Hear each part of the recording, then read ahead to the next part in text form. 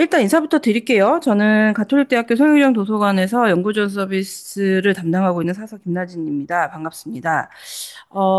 오늘은 초심자 선생님들을 위해서, 그러니까 SR이나 메타 분석 논문을 시작하시려는 선생님, 또는 이제 준비를 하시려고 계획 중인 선생님들을 위해서 이제 저희가 원래 하던 어, 뭐 실습 이론 전부 다 하는 교육 아니고 이제 이론 중심의 SR 어, 체계적 문헌 검색 방법론에 대한 이론에 대한 교육을 준비를 했고 거기에 요즘에 많이들 궁금해하시는 AI 활용과 같이 내용을 포함해서 AI 활용에 대한 내용을 포함해서 어, 강의를 준비를 했습니다. 그래서 지금 혹시 들으시는 선생님들 중에 SR을 준비하시려는 선생님들은 한번 처음부터 끝까지 들어보시면 준비하시기 조금 수월하실 것 같고 이미 나는 SR을 좀 써봤다 하시는 분들은 잘 쓰고 계신지 체크를 한번 해보시면서 도움을 좀 받으셨으면 좋겠습니다.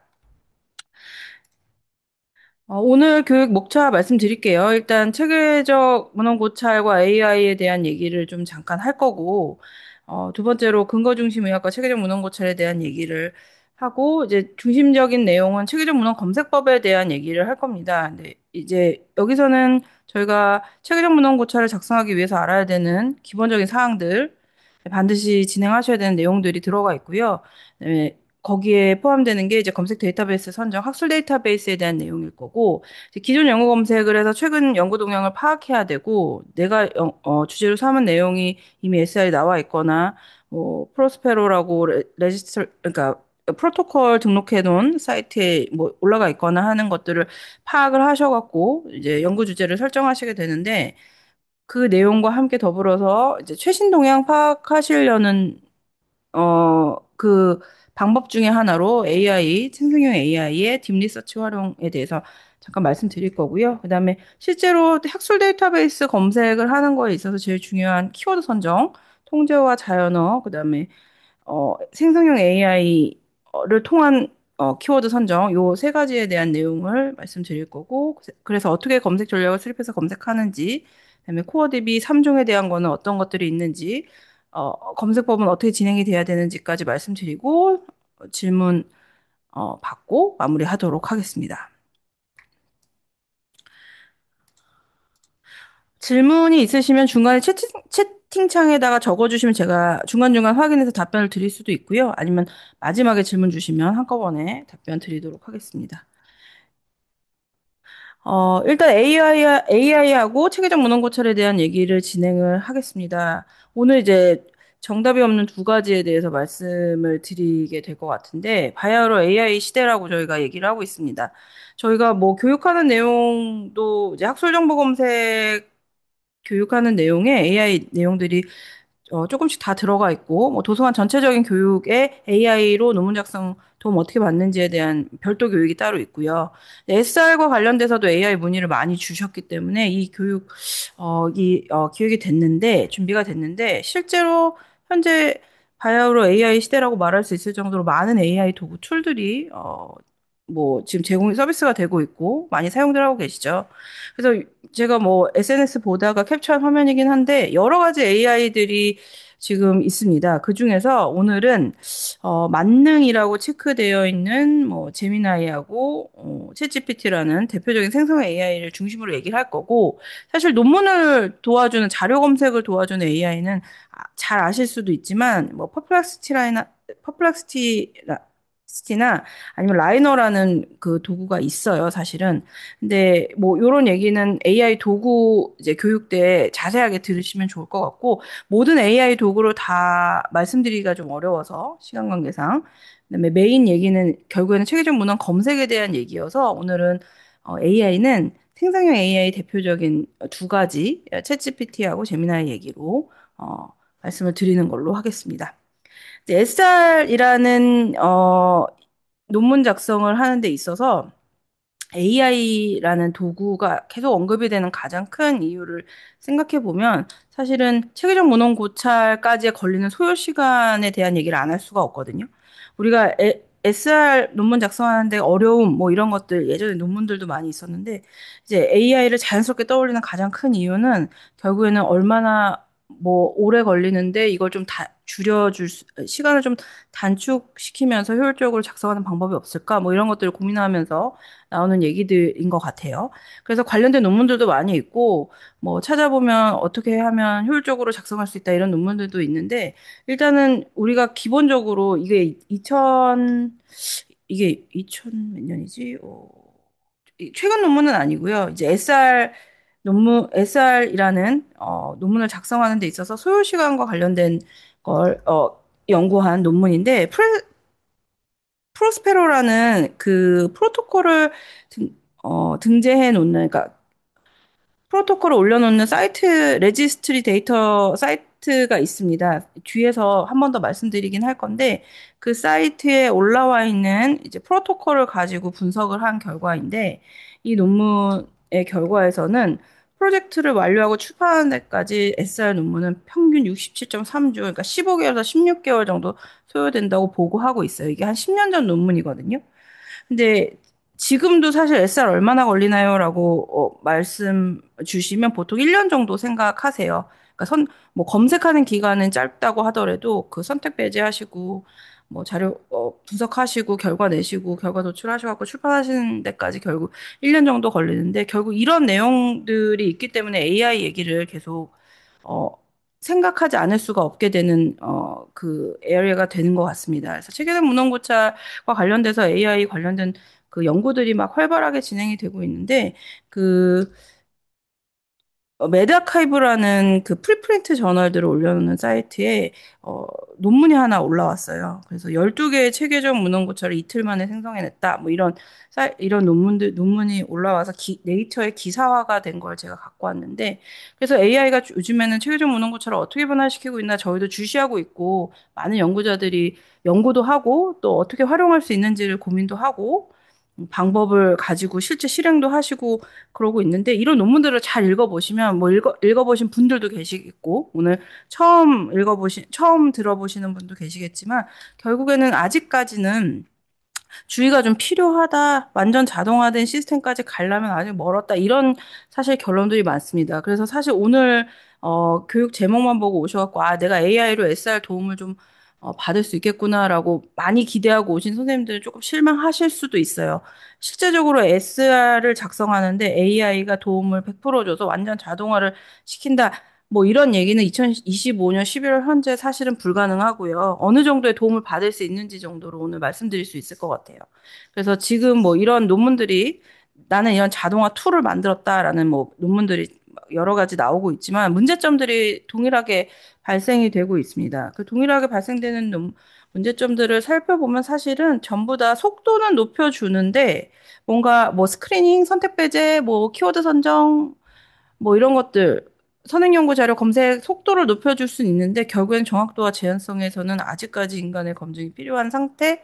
뭐 이게 제가 지난달에도 이 강의를 했었고 그 전에도 이 강의를 했었는데 2025년 11월 현재 제가 매달 체크해 봐도 아직까지는 크게 변화가 없는 상태의 결론들이 제공이 되고 있는 상태라고 보시면 좋을 것 같아요. 그래서 보시면 AI가 대체할 수 없는 전통적인 SR 핵심 가치가 있어서 그렇습니다. 우리가 시스테마틱 리뷰에 대해서 지금 다음 섹션에서 말씀을 드릴 건데 SR이라는 시스테마틱 리뷰의 핵심 가치들이 이렇게 몇 가지가 있는데 그중에서 가장 중요한 재현성과 투명성을 AI가 재현해내거나 충족해주지 못하고 있습니다. 그렇기 때문에 완벽하게 AI가 대체할 수 없다라는 게 현재 시점의 얘기고요. 다만 여러 가지 도움을 줄 수 있는 항목들은 늘어나고 있는 거는 맞습니다. 그래서 재현성이라는 아주 큰 중요한 핵심 가치가 전통적인 검색 방식에 따라서 진행이 되고 있는 게 현실이고요. 그래서 AI는 검색해 보신 분들 아시겠지만 질문할 때마다 똑같은 질문을 하더라도 다른 답변을 주거든요. 그래서 재현이 가능한 일관된 답변을 받기가 어렵다는 점이 아직까지의 한계사항, 고려사항이어서 완벽하게 대체할 수 없는 부분이 있고요. 그다음에 우리가 뒤에서 또 말씀드릴 체크리스트, 뭐 가이드라인 이런 것들이 있는데 체계화된 보고 체계가 있습니다. SR 같은 경우에는. 네, 그래서 SR이 이런 공개가 가능한 투명성이 높은 완벽하게 투명해야 되는 이런 체크리스트들을 통해서 SR이 이제 작성이 되고 보고가 되는데 이런 기준에 충족하지 못하는 현재 상황이 있어서 이러한 SR의 핵심 가치를 대체해 줄 수 없는 부분이 있어서 사실은 아직까지는 SR 자체가 AI 도움을 많이 받을 수는 없다. 하지만 지금 현재 계속 연구 중이다. 제가 오늘 본 논문도 스크리닝 관련된 어, 논문이 하나 있더라고요. 스크리닝이 시간이 굉장히 많이 걸리는 부분이거든요. SR에서. 그래서 SR 작성하실 때 스크리닝의 도움을 어떻게 받을 수 있는지를 여러 가지 그 AI 도구들을 가지고 연구한 논문이 2025년에 실렸는데 사실 거기에 결론도 오늘 제가 말씀드린 내용하고 좀 비슷했어요. 결국에는 인간이 검증을 해서 어, 결과를 내야 된다는 얘기인데 대신 시간을 좀 더 줄여줄 수는 있겠죠. 이게 선택의 사항인 것 같습니다. 제가 보기에는. 어떻게 선택해서 내가 진행하느냐에 따라서. 그래서 어떤 분들 AI가 서투르시고 AI 쓰는 게 어려우신 분들은 그냥 전통적인 체계적인 문헌 검색 방식을 따라서 SR을 쓰시는 게 훨씬 더 편하실 수도 있고 그렇지 않고 어 나는 AI를 잘 다룰 수 있어서 AI를 통해서 논문을 에세이를 쓰겠다 하시는 분은 그게 조금 더 효율적일 수 있는 약간 좀 그런 중간 상태에 있다라고 이해를 해주시면 좋을 것 같아요. 그래서 사실은 결론부터 말씀드리고 시작을 하는 건데 지금 SR을 쓰시려고 준비하시는 선생님들은 AI를 잘 쓰시는 분들은 좀 예외 상황일 수 있지만 초심자라고 제가 생각했을 때는 적절한 도움을 받으시면서 기본적인 체계적인 방식을 통해서 에세이를 작성하셔야 된다라고 먼저 말씀을 드리고 시작하도록 하겠습니다. 제가 채팅창에다가 그 자료는 계속 지금 계속 참가하시는 분들이 계속 참가자분들이 계셔갖고 참석하시는 분들이 올려드리고 있어서요. 어, 다운 받으시면 될 것 같습니다. 이후에 다시 또 안내 드리겠습니다. 두 번째 섹션으로는 그래서 요즘에 AI하고 SR이 이런 관계가 있다라는 걸 먼저 말씀드리고 이어서는 이제 전통적으로 아셔야 되는 내용들, 이론적인 내용들을 좀 설명을 해드릴게요. 근거 중심 의학하고 체계적 문헌 고찰 얘기를 진행을 할 겁니다. 저희가 SR 교육 진행하는 거에 가장 기본적인 이론 사항들이고요. 거기에 동일하게 설명을 드리도록 하겠습니다. 근거 중심 의학이라는 얘기가 SR 체계적 문헌 고찰이라는 내용이 언급될 때 항상 같이 나오는 얘기거든요. 저보다 훨씬 더 잘 알고 계시겠지만 근거 중심 의학의 핵심 개념은 최선의 근거를 가지고 임상 전문 지식과 환자 가치를 통합해서 의사결정을 내리는 접근법이다라고 어, 요약해서 말씀을 드릴 수가 있어요. 여러 가지 뭐 정의들이 있는데 가장 많이 사용되고 있는 근거 중심 의학이 뭔가라는 핵심 개념은 이렇게 정리가 될 수 있고요.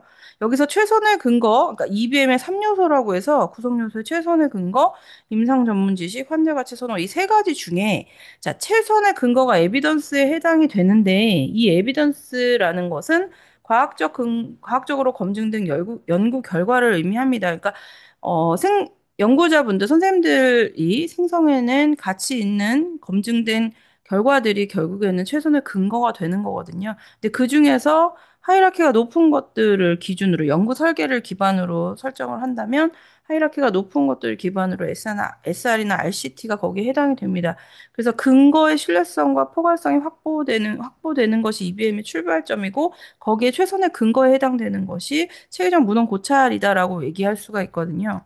그래서 우리가 그 최선의 근거라고 해서 연구 설계에 대한 얘기를 할 때 이 하이라키 오브 에비던스 피라미드 모형을 많이 언급을 하는데 아마 보셨을 겁니다. 이 내용을 보셨을 건데 이게 연구 설계를 기반으로 했을 때의 하이라키고 최상위 근거에 보시면 임상 의사결정 근거에 가장 신뢰할 수 있는 근거로 SR, 그다음 메타, RCT 이렇게 구성되어 있는 거를 보실 수가 있어요. 이게 이제 근거의 정점이라고 보통 얘기를 하는데 요거는 이제 연구 설계가 곧 질이다라는 근거를 가정에 기반해서 나타난 하이라키여서 절대적인 평가 기준은 아닙니다. 알고 계시겠지만 이제 뭐 모든 SR이 다 근거 수준이 훌륭하다, 가장 높다 뭐 이렇게 말할 수는 없거든요. EBM에서는 사실 연구 설계뿐만 아니라 이제 뭐 연구의 질이라던가 재현성, 뭐 환자 중심성 이런 것들을 다 고려해야 되기 때문에 이건 하나의 고려사항으로 이해해 주시면 좋을 것 같지만 어쨌든 설계를 기준으로 했을 때 체계적 문헌 고찰과 메타 분석 RCT는 에비던스가 높은 하이라키에 위치하고 있다라고 이해하실 수가 있죠. 그래서 우리가 시스테마틱 리뷰라는 거를 뭔지 정의할 때 근거 중심 의학이 가능하도록 지원하는 연구 방법이 체계적 문헌 고찰이다라고 합니다. 그러니까 근거 중심 의학이 의사결정을 위해서 필요할 때 그렇게 지원이 되도록 할 수 있게 지원되는 연구 방법 중에 하나가 체계적 문헌 고찰이다라고 이해를 하시면 되거든요. 그래서 명백하게 구조화된 질문을 가진 종설이다라고 정의하고 있습니다. 체계적 문헌 고찰은 하이라키가 높은 뭐 되면서 근거 중심 의학이 가능하도록 지원하는 연구 방법이다라고 이해를 하시면 좋을 것 같고 일반 리뷰와는 다르게 명백하고 구조화된 질문을 가진 종설이다라고 얘기하는데 그 이유는 체계적이고 엄격한 방법에 따라서 모든 연구를 찾고 모든 연구에 포함된 자료를 수집 분석했기 때문이다라고 얘기할 수 있거든요. 그래서 임상 정보를 확보하고 내용을 확인하는 일이 중요한 근거 중심 의학을 가능하도록 지원하는 연구 방법 자체를 체계적 문헌 고찰이다라고 하면 이해하시면 좋을 것 같습니다. 수많은 연구들 중에서 내가 연구하려는 내가 핵심 질문으로 가진 그 스터디들을 모아서 이제 분석해서 결과를 도출해낸 것이 SR이다라고 말씀드릴 수가 있고, 스크리닝 하면서 선택 배제하면서 근거 수준에 문제가 있다거나 아니면은, 바이어스가 있는 것들은 다 익스클루전, 제외시키는 작업도 거기에 포함이 되죠. 그래서 결과적으로 SR 자체가 에비던스가 높은 하이라키의 정점에 있는 근거가 된다라고 이해하시면 될 것 같습니다. 체계적 문헌 고찰은 제일 중요한 게 결국 해당 주제, 내가 연구하려는 주제에 관련된 정보들을 철저하고 객관적이고 재현 가능한 검색을 통해서 내가 접근할 수 있는 한 가장 최대한 많이 찾아내서 요약하는 것이 요구가 됩니다. 이게 지침서에 나와 있는 내용을 제가 요약한 내용이고요. 이런 명백하게 구조화된 질문을 가진 종설이 체계적 문헌 고찰이다. 어, 근거 중심 의학을 가능하게 하는 연구 방법론이다. 이렇게 이해하시면 좋으실 것 같습니다. 그래서 체계적 문헌 고찰을 작성하시는 분들이 굉장히 많아지고 있어요. 굉장히 늘어나고 있는데, 체계적 문헌 고찰을 펀메드에 얼마나 있는지 좀 살펴보면, 저희가 이제 항상 교육할 때마다 이 그래프를 보여드리는데, 2000년부터 쭉 꾸준히 증가하는 추세를 보실 수 있거든요. 저희가 한 2010년쯤부터 이 SR과 관련된 서비스들을 진행하기 시작했는데, 뭐 교육이던, 그다음에 검색 서비스든 진행을 하기 시작했는데, 어, 2010년 이후로 굉장히 급격하게 증가하는 추세를 보였고, 뭐 어느 정도를 정점으로 떨어질까 저희도 주시하고는 있긴 하는데, 뭐 2023년 때 살짝 줄어든 거, 요 소폭 줄어든 걸 제외하고는 계속 꾸준히 증가하고 있는 추세를 현재까지 확인하실 수 있고요. 요 건수는 이 검색 쿼리에 따라 조금 달라질 수 있지만, 전반적으로 추가되는 추세라고 보실 수 있어요. 이거는 SR이나 메타 논문을 쓰시는 분이 증가했다라고 보실 수 있는데 현재 펀메드에 등재되는 논문의 약 3% 정도가 시스테마틱 리뷰로 확인되고 있다라고 말씀드릴 수가 있겠습니다. 시스테마틱 리뷰하고 메타아나리시스 논문을 쓰시는 분들은 근거를 생성하시는 분들이 있고, 여기서 이제 펀메드나 이런 DB에서 SR이나 메타노멀 찾으시는 분들은 어떤 하나의 근거로 또 사용하시려는 분들이 있거든요. 그래서 시스테마틱 리뷰는 작성하시는 분도 있고, 그걸 찾으시는 분도 있고, 이렇게 두 가지 관점에서 바라보게 되는데, 좋은 SR이 어떤 건지를 다 알고 계셔야 되는 거는 맞습니다. 작성을 하실 때도, 지표로 활용을 하실 때도 그 기준에 대해서는 정확하게 알고 계셔야 되는 부분이 있다는 거. 한번 말씀드리고 넘어가도록 하겠습니다. 종설의 분류를 살짝 설명해 드리면 아까 시스테마틱 리뷰가 무슨 명백하게 구조화된 종설 뭐 이렇게 얘기하는데 이게 이제 내러티브 리뷰하고 차별성을 갖고 있는 부분이라고 이해하시면 됩니다. 시스테마틱 리뷰 자체는 전체 리뷰 안에 포함되어 있는 것이 맞아요. 전체 리뷰 안에 포함되어 있는데 내러티브 리뷰하고 조금 다르게 체계적으로 통합된 자료 분석을 하는 문헌 고찰이라고 분류가 되어 있고 여기에 걸쳐져서 메타 분석 논문이 있고요. 이제 이 그림을 보시면 체계적 문헌 고찰만 쓰시는 분도 있고, 메타 분석만 쓰시는 분도 있고, 체계적 문헌 고찰과 메타 분석을 같이 쓰시는 분이 있다는 걸 아실 수가 있죠. 이거는 사실 보건의학 쪽에서는 체계적 문헌 고찰과 메타 분석을 같이 쓰시는 경우가 가장 많습니다. 근데 이제 뭐 사회과학 쪽이나 다른 주제 분야에서는 체계적 문헌 고찰만 하시는 경우도 있고, 어떤 분들은 체계적 문헌 고찰과 메타 분석을 같이 쓰고 싶지만 통계적인 기법으로 결합할 수 없는 상태여서 뭐 체계적 문헌 고찰만 쓰시기도 해요. 그래서 이거는 체계적 문헌 고찰은 연구 방법론이지만 메타 분석은 연구 결과에 따라 통계적으로 결합을 할 수 있느냐 없느냐의 문제로 이해하시면 될 것 같습니다. 분석 기술에 대한 문제로. 메타 분석 안에는 IPD 메타 분석이라고 개별 환자 데이터를 이용한 메타 분석이 있는데 이거는 어, 일반 연구자가 내가 쓰고 싶다 해서 쓸 수 있는 건 아니고, 이제 개별 환자 데이터를 수집하실 수 있는, 뭐, 기관 안에서 사용하실 수 있는 분들은 사용해서 작성하시기도 하죠. 체계적 문헌 고찰과 메타 분석과 구분되는 전통적 서술형 고찰은 우리가 내가 쓰겠습니다 해서 쓸 수 있는 건 아니고 주로 전문가에게 요청을 하죠. 요청해서 그 주제에 대한 그 주제와 그 범위에 대해서 정성적인 요약을 해달라던가 아니면은 관련해서 내러티브 리뷰를 써달라고 요청해서 보통 받는 리뷰라고 이해하시면 됩니다. 그래서 구분이 좀 된다는 걸 참고하셔서 음, SR 논문을 시작하시는 걸 권해드리도록 하겠습니다. 체계적 문헌 고찰과 메타 분석 연구 과정을 좀 설명을 드릴 건데, 앞서서 설명드린 근거 중심 의학, 뭐 체계적 문헌 고찰이 뭔지, 뭐 이런 것들을 다 이해하시고 난 다음에는 내가 진짜 체계적 문헌 고찰이나 메타 분석을 써야겠다라고 하시면 일단 연구 기획이랑 프로토콜 개발을 하시게 되죠. 요거는 이제 계획서 작성하는 단계라고 보시면 되고, 계획서가 다 작성이 되면 이제 그때부터 체계적 문헌 고찰이 수행이 된다라고 보시면 됩니다. 거기서 가장 먼저 하시는 게 이제 계획서에 작성된 내용을 기반으로 문헌 검색이 시작이 되고, 그 다음에 문헌 선택, 문헌 분류, 자료 추출, 바이어스 평가하고, 자료 분석 결과 제시하고, 근거 수준 평가 결론 도출하는 과정이 진행이 되는 게 체계적 문헌 고찰 수행 과정이다라고 보시면 됩니다.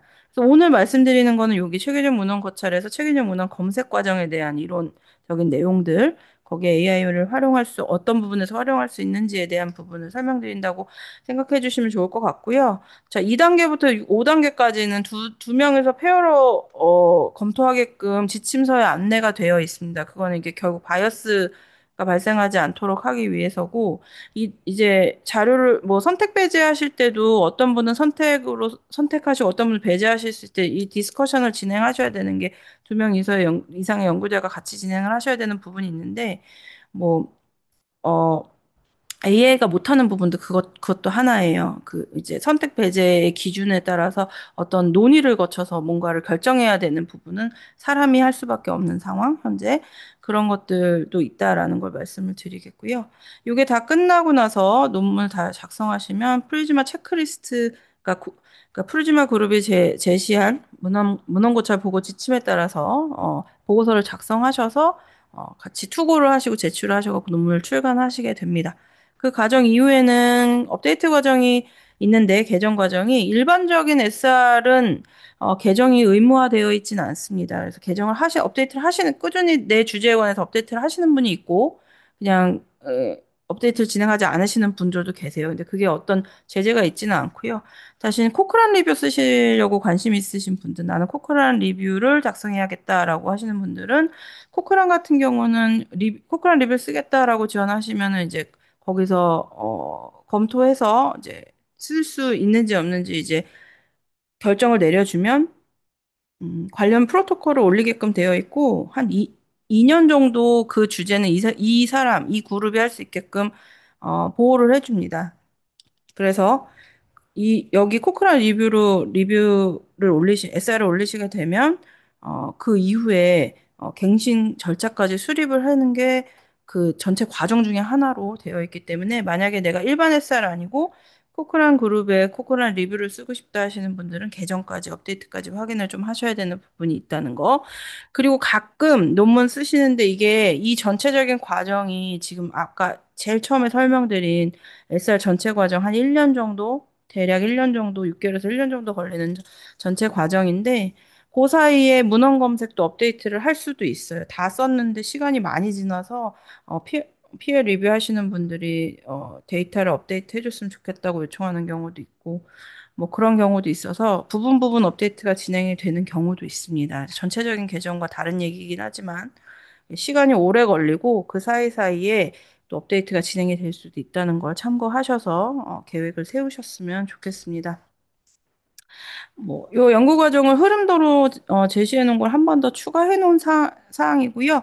여기 문헌 검색이 여기 있어요. 그래서 항상 제가 이 그림을 보여드리는 가장 큰 이유는 SR을 쓰시겠다고 결정을 하시면 사실 시간이 많이 걸리는 작업이라 처음에 문헌 검색을 좀 잘 해주셔야 여기까지 갔다 다시 돌아오는 일이 없는 그런 경우가 있습니다. 그래서 어느 정도 자료 추출하시고 바이어스 평가하시고 결과까지 분석하셨는데 문헌 검색을 다시 해야 돼서 저하고 만나시는 경우도 또 있기도 하거든요. 그래서 저희가 교육을 할 때 항상 말씀드리는 게 선행 연구 자료 검색이 근거 중심 의학의 첫 단추라고 생각하시고 어, 잘 진행해 주시는 게 중요하다라는 걸 말씀을 드립니다. 이후에 모든 품질이 결정이 된다라고 이해해 주시고 시작을 하셨으면 좋겠습니다. 요거는 앞서서 얘기한 내용을 표로 정리한 거라 간단하게 하고 넘어가겠습니다. 내러티브 리뷰하고 시스테마틱 리뷰의 차이점은 여러 단계에서 많이 다 나타나는데 이제 검색 전략과 관련된 부분은 이제 명백한 서치 프로토콜이 있느냐 없느냐의 차이가 가장 큽니다. 그래서 우리가 시스테마틱 리뷰를 작성한다 하면은 어, 검색 전략에 대한 부분이 나와 있어야 되고 검색 그다음에 누구나 재현 가능한 검색 검색식 전략 파일을 같이 제출해서 투고하셔야 되는 부분이 있거든요. 뒤에서 한번 보여드릴 건데 이런 식으로 구분되어 있다라는 거 이해해 주셨으면 좋겠습니다. 이런 모든 내용들은 사실은 그 지침서와 관련된 부분이 있습니다. 지금 저희가 도서관에서 SR과 관련된 교육을 하는 거에 기본적인 이론적인 내용들은 전부 다 코크란 콜라보레이션에서 제공하고 있는 코크란 핸드북에 대해서 내용을 발췌해서 말씀드리는 내용이 많고요. 여기서 요 SR을 처음 쓰신다 하시는 분들은 국내에 있는 체계적 문헌 고찰이나 뭐 이런 지침서 보셔도 되고 코크란 핸드북도 한번 읽어보시면 도움이 좀 되실 것 같습니다. 의학 쪽, 보건의학 쪽 분야에서는 이 코크란 핸드북을 가장 많이 체계적 문헌 고찰과 메타 분석 쓰실 때 지침서로 가장 많이 활용되고 있다는 걸 보시면 될 것 같고요. 사회과학 분야 쪽에서는 캠벨 콜라보레이션이라고 해서 또 지침 가이드라인이 따로 있습니다. 주요 지침 보고가. 그래서 사실 우리는 보건의학 쪽이기 때문에 요 지침서를 볼 일이 별로 없는데 가끔 이제 간호학 쪽이나 사회과학 쪽, 심리학 쪽 이쪽으로 연계돼서 SR 쓰시는 분들은 요 지침에 기반해서 작성하시는 경우도 있습니다. 그래서 참고사항으로 넣어놨고요. 그다음에 우리가 통상적으로 모든 SR 쓰시는 분들이 지침 내용에 포함하고 있는 프리즈마 체크리스트 가 여기 프리즈마 2020의 사이트에서 확인할 수 있는 내용이 있습니다. 여기가 프리즈마 체크리스트가 있고 플로우 다이어그램이 있고 스테이트먼트 페이퍼 등에 다 무료로 제공하고 있는 사이트거든요. 그래서 SR을 작성하기 위해서는 모든 지침에 따라서 작성이 돼야 되는데 이것들 검색까지 다 포함해서 대표적인 레포팅 가이드라인으로 꼽고 있는 게 프리즈마 체크리스트다라고 이해하시면 될 것 같아요. 어, 그래서 SR 논문을 쓰시겠다 하시는 분은 반드시 이 프리즈마 체크리스트를 기재하셔야 되고요. 네, SR이나 메타 분석 논문의 이제 품질 향상을 위한 국제 표준 보고 지침이라고 보시면 됩니다. 27개 체크리스트 항목이 있고, 그 다음에 내가 어떤 데서 얼만큼의 검색을 해서 어떻게 파이널 분석한 논문을 추출했는지에 대한 플로우 다이어그램을 그릴 수 있는 형식, 포맷을 제공하고 있고요. 이 프리즈마 체크리스트는 체계적 문헌 고찰의 검색, 선택, 분석 결과 보고의 투명성을 확보하기 위해서 필수적으로 포함되는 사항이다라고 이해하시면 되고요. 무엇을 어떻게 보고해야 되는가에 초점이 맞춰져 있다라고 이해하시면 될 것 같습니다. 그래서 프리즈마 체크리스트 들어가 보시면 금방 다 모두 다 무료로 다 다운받으실 수 있거든요. 이렇게 된 체크리스트, 뭐 워드 파일, 엑셀 파일 다 제공되고 있는데 여기 타이틀에 시스테마틱 리뷰를 정의했는가 몇 페이지에 정의했다. 오른쪽에 페이지를 로케이션을 적는 거라 내가 쓴 논문의 몇 페이지에 있다라는 걸 기재하시면 되고 보시면 검색 전략에 대한 부분도 이렇게 나와 있습니다. 그 검색 전략에 대한 부분도 몇 페이지에 기재했다. 그 다음에 셀렉션 프로세스가 어떻게 됐고 쭉 전체 27가지에 대해서 체크리스트를 작성하셔서 이제 논문 작성이 다 끝나시면 투고하실 때 이거 같이 제출하셔야 되는 거 그렇게 이해하시면 좋을 것 같습니다. 네, 플로우 다이어그램 내가 디서 어떤 선행 연구 자료를 검색해서 어떤 기준에 의해서 논문을 포함하고 제외시킨 다음에 파이널로 몇 건을 가지고 분석을 시작했다라고 보여주는 처음 SR 논문의 그림 1번이 되겠는데요. 이것도 그 포맷을 다 다운로드 받으실 수 있고 여기서 다운로드 받는 포맷이 기본적으로 이런 형태인데 뭐 또 꼭 똑같이 이렇게 작성하셔야 되는 건 아닙니다. 근데 이런 흐름을 가지고 있는 플로우 다이어그램으로 작성하셔야 된다라고 이해하시면 될 것 같아요. 그래서 예시를 들어드리면 저희가 작성했던 건데 이게 아까 말씀드린 검색 전략 검색식 제출하는 검색 전략 파일이고요. 서플리먼트 파일로 보통 제공이 되는 거고요. 검색을 이렇게 했다. 메소드 부분에 검색 전략에 대한 얘기 있고 검색식에 대한 여기 서플리먼터리 매테리얼이 있다라는 걸 언급을 보통 하고 그다음에 요걸 다 플로우 다이어그램으로 그리게 되면 요거는 이제 요 논문에서는 굉장히 간단하게 작성을 한 상태여서 듀플리케이션이 이렇고 익스클로전에 대한 내용 그래서 결국에는 12개의 스터디를 가지고 논문을 작성했다라는 플로우 다이어그램 하나의 그림 1로 보통 피겨 1로 보통 작성해서 제출하는 경우가 많이 있습니다. 그래서 이런 것들을 다 프리즈마 체크리스트 사이트에서 관련 정보를 더 얻으실 수 있고요. 이건 기본적으로 작성돼야 되는 사항이다라고 이해하시면 될 것 같습니다. 뭐 또 하나의 사례도 저희가 같이 진행했던 건데 이제 제가 검색을 진행했던 거고 논문 작성이 완료돼서 출간된 논문이고요. 여기는 이런 식의 그림을 작성을 했죠. 그림 형태가 뭐 흐름도가 거의 비슷하고 뭐 꼭 정형화돼서 똑같이 작성되진 않아도 되는데 내가 어떤 DB에서 몇 건의 논문을 선택을 했고 뭐 듀플리케이트에서 몇 개를 제외했고 그다음 스크린을 통해서 어떻게 선택 배제를 진행했는지까지 기재하시면 된다라는 정도로 이해하시면 될 것 같습니다. 플로우 다이어그램, 플로우 차트라고 해서 그림 1번으로 보통 들어간다라고 말씀드릴 수가 있겠습니다. 그 다음에 이제 서플리먼털 탭을 여기도 이렇게 진행이 됐는데 이것도 뭐 고정된 형식은 없어요.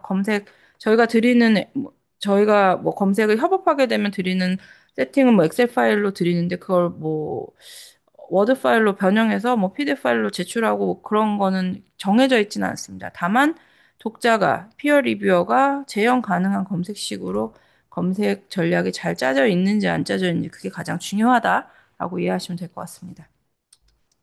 그래서 프리즈마 스테이트먼트가 2020년에 한 번 업데이트가 된 거긴 하거든요. 그 전 버전이 있었고, 그래서 기존 2020으로 스테이트먼트가 업데이트가 되면서 기존 27개 항목 체크리스트가 이제 보완된 사항이다라고 보시면 되고, 결국에는 자세히 보고하게끔 업데이트가 됐다라고 이해하시면 되는데, 이게 결국에는 전체 모든 그 연구 생태계에 있어서 연구의 투명성을 높이고 결과의 신뢰도를 평가하는데 중요한 포인트가 있다라는 것은 동일하게 같이 진행이 됐다라고 생각하시면 될 것 같아요.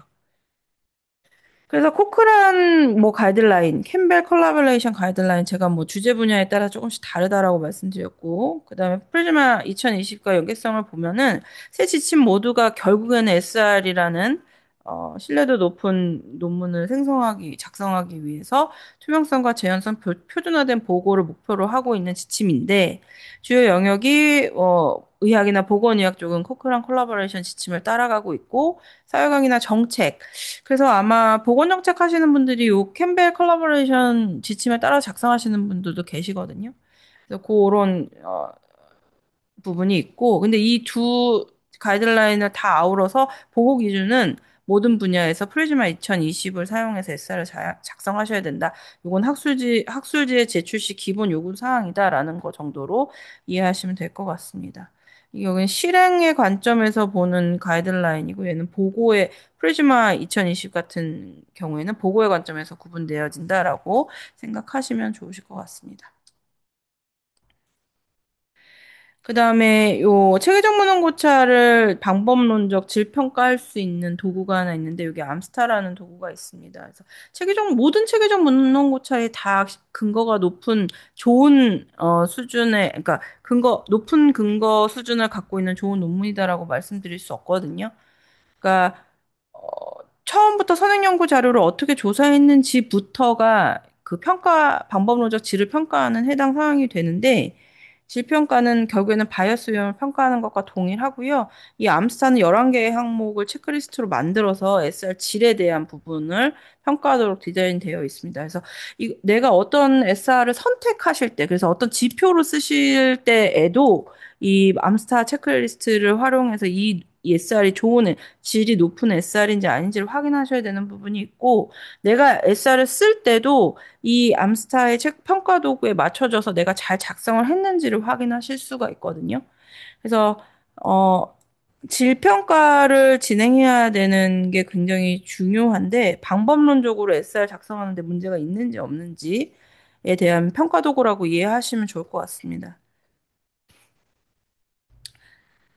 영역은 이렇게 있어요. 피코 질문이 명확한가? 그러니까 내 핵심 질문, 연구 계획서의 핵심 질문부터 명확한 것인가부터 평가가 시작이 된다라고 보시면 되고, 오늘 말씀드린 문헌 검색 전략에 대한 부분도 평가 내용에 포함되어 있습니다. 평가 영역에 포함되어 있습니다. 제가 보여드린 건 암스타 1이어서 사실 요거는 RCT 논문만 포함하는 이제 SR 평가인데, 암사 2가 나와 있고요. 요거는 비무작위, 넌 랜더마이즈드 스터디들도 포함해서 체계적 문헌 고찰을 평가할 수 있는 것으로 확장이 된 걸로 알고 있습니다. 그래서 암스타에 대한 부분을 확인해 보시는 걸 권해드리고 뭐 암스타 2 같은 경우는 이거보다 훨씬 더 평가 영역이 넓어지고 구성의 필수 구성 요소도 따로 분류되어 있고 이렇기 때문에 내가 RCT 논문들만 가지고 SR을 쓴 게 아닐 경우에는 또 암사 2를 좀 확인해 보셔야 되는 부분이 있다라고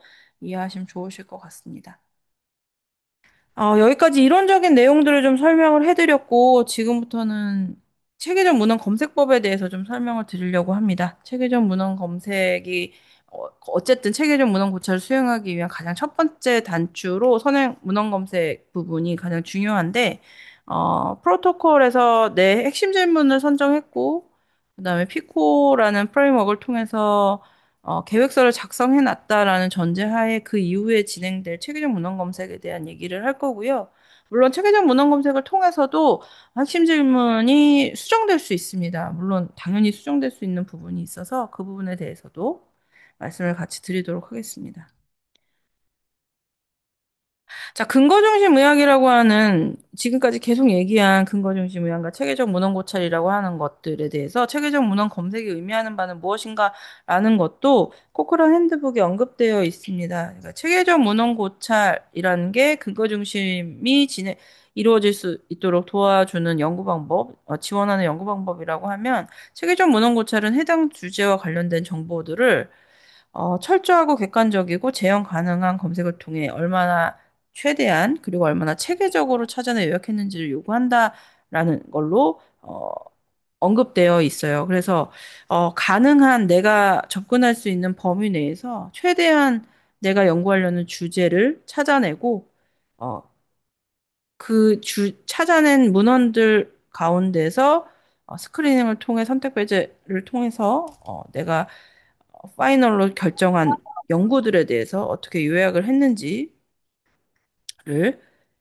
요구한다는 거죠. 그래서 사실은 철저하고 객관적이며 재현 가능한 검색, 요게 이제 체계적 문헌 검색의 핵심이라고 이해하시면 좋을 것 같습니다. 근데 이제 사실 철저하게 검색한다, 모두 다 검색한다, 이런 게 사실은 쉽지는 않아요. 이게 사실은 불가능하기도 합니다. 어떻게 다 모든 걸 다 찾아낼 수 있느냐. 뭐 이런 게 불가능하기도 한데 가능한 한 내가 접근할 수 있는 한이라는 조건이 달려 있어서 선생님들이 접근할 수 있는 범위 내에서 철저하고 객관적이며 재현 가능한 검색을 통해서 체계적 문헌 검색을 진행하셔야 된다라고 이해하시면 좋을 것 같습니다. 그러니까 쉽게 말씀드리면 예전에 한 20년 전에 SR 논문 찾아보면 구글만 검색했다, 뭐 웹 오브 사이언스만 검색했다, 뭐 펀메드 하나만 검색했다. 이렇게 해서도 SR 쓰셨거든요. 근데 지금은 그렇게 하면 이제 통과되기가 어렵습니다. 뭐 보고 지침 체크리스트에도 부합되지 않고 합당하지 않고 피어 리뷰어들도 이제 SR에 대한 걸 너무 잘 알고 있기 때문에 요즘에 SR 쓰시는 분들도 많고 근거로 활용되는 SR도 너무 많기 때문에 어 그런 식으로 뭐 하나의 DB만 가지고 검색 이렇게 해서는 SR을 쓰실 수 없다. 이렇게 이해하시면 좋으실 것 같아요. 근데 이제 문제가 뭐냐? 이제 펀메드 매들라인이라는 데이터베이스, 펀메드 안에 매들라인이라는 이제 데이터베이스가 있는데 거기에 하루에 색인되는 등재되는 논문 수를 살펴보면 2005년에는 하루에 1672건, 그다음에 2015년에는 하루에 2,387건, 2023년 최근 공식 정보에는 3,504건이 등재되는 걸 볼 수 있어요. 이게 무슨 얘기냐면 이제 전자출판 확산이랑 출판 프로세스의 디지털 등록, 그러니까 온라인 서브미션이 굉장히 활발해지면서 펀메드 매들라인에 책임되는 논문 수가 2005년에 비해서 거의 2배 넘게 증가했다라는 걸 보여주는 거거든요. 이렇게 많이 출간되고 있는 논문들 중에서 내가 어떤 논문들을 찾아서 어떻게 에세이를 쓸 것인가를 고민할 수밖에 없는 상황이 되는 겁니다. 그래서 우리가 AI에 대한 얘기를 함께 생각하게 되는 게 이 부분도 있고요.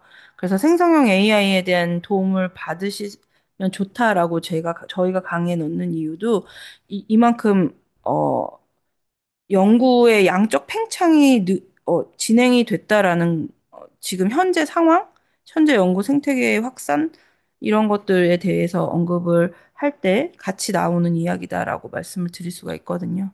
그래서 이런 연구가 급격하게 증가하였기 때문에 단순한 검색이라던가 아니면 기존 관련 근거만 가지고 이제 내가 연구하려는 주제에 포괄적인 이해하거나 포괄적인 파악을 하기는 어려운 시대가 됐고요. 그래서 체계적 문헌 고찰을 수행하겠다라고 결정을 하셨다면 명확한 검색 전략 수립은 당연하게 필요한 시점이 되었고 재현 가능한 검색이 필요하고 그런 검색을 기록하는 과정도 중요하게 됐다라는 것을 보여줬다라는 걸 말씀드리고 넘어가도록 하겠습니다. 생각보다 온라인 서브미션으로 인해서 팽창된 이런 상황이 하루에 등재되는 논문, 하루에 이제 펀메드에만 등재되는 논문 편수만 보더라도 금방 확인하실 수 있다라고 말씀드릴 수 있을 것 같아요. 그래서 우리가 이렇게 많은 논문들이 있는데 내가 요만큼만 검색하면 되겠지라고 해서 이제 검색한 결과를 가지고 논문을 쓰게 되면 또 언급되는 게 퍼블리케이션 바이어스라는 게 언급이 됩니다. 근데 이제 출판 편향이라고 하고 출판 빗돌림이라고 하는 건데, 이제 출판 편향은 다 쉽게 말하면 내가 연구하려는 주제를, 선행 연구를 다 검색하지 않아서 나타나는 현상일 수도 있고, 여러 가지 이유가 있긴 한데, 이 출판 편향이라는 것을 줄일 수 있는 가장 좋은 방법은 보다 완벽한 문헌 검색을 하는 것이다. 이를 위해서 다양한 데이터베이스를 찾아야 한다라는 언급이 있는 논문이 있어서 발췌해 왔습니다. 완벽한 문헌 검색이라는 정의가 사실은 정확하게 말씀드리기는 어려워요. 그 자원을 어세스하는 환경 자체가 사람마다 다르기 때문에 그렇기도 하고 완벽하다 다 찾는다 이런 말이 쉽지는 않기 때문에 나라별로 뭐 국가별로 또는 주제별로 뭐 이런 것들이 있어서 어쨌든 다양한 데이터베이스 찾아야 된다라는 거는 이해하시고 그래서 이렇게 검색을 진행하셔야 출판 편향을 줄일 수 있다라는 것까지 알고 체계적 문헌 검색을 진행하셔야 된다라고 말씀드리도록 하겠습니다.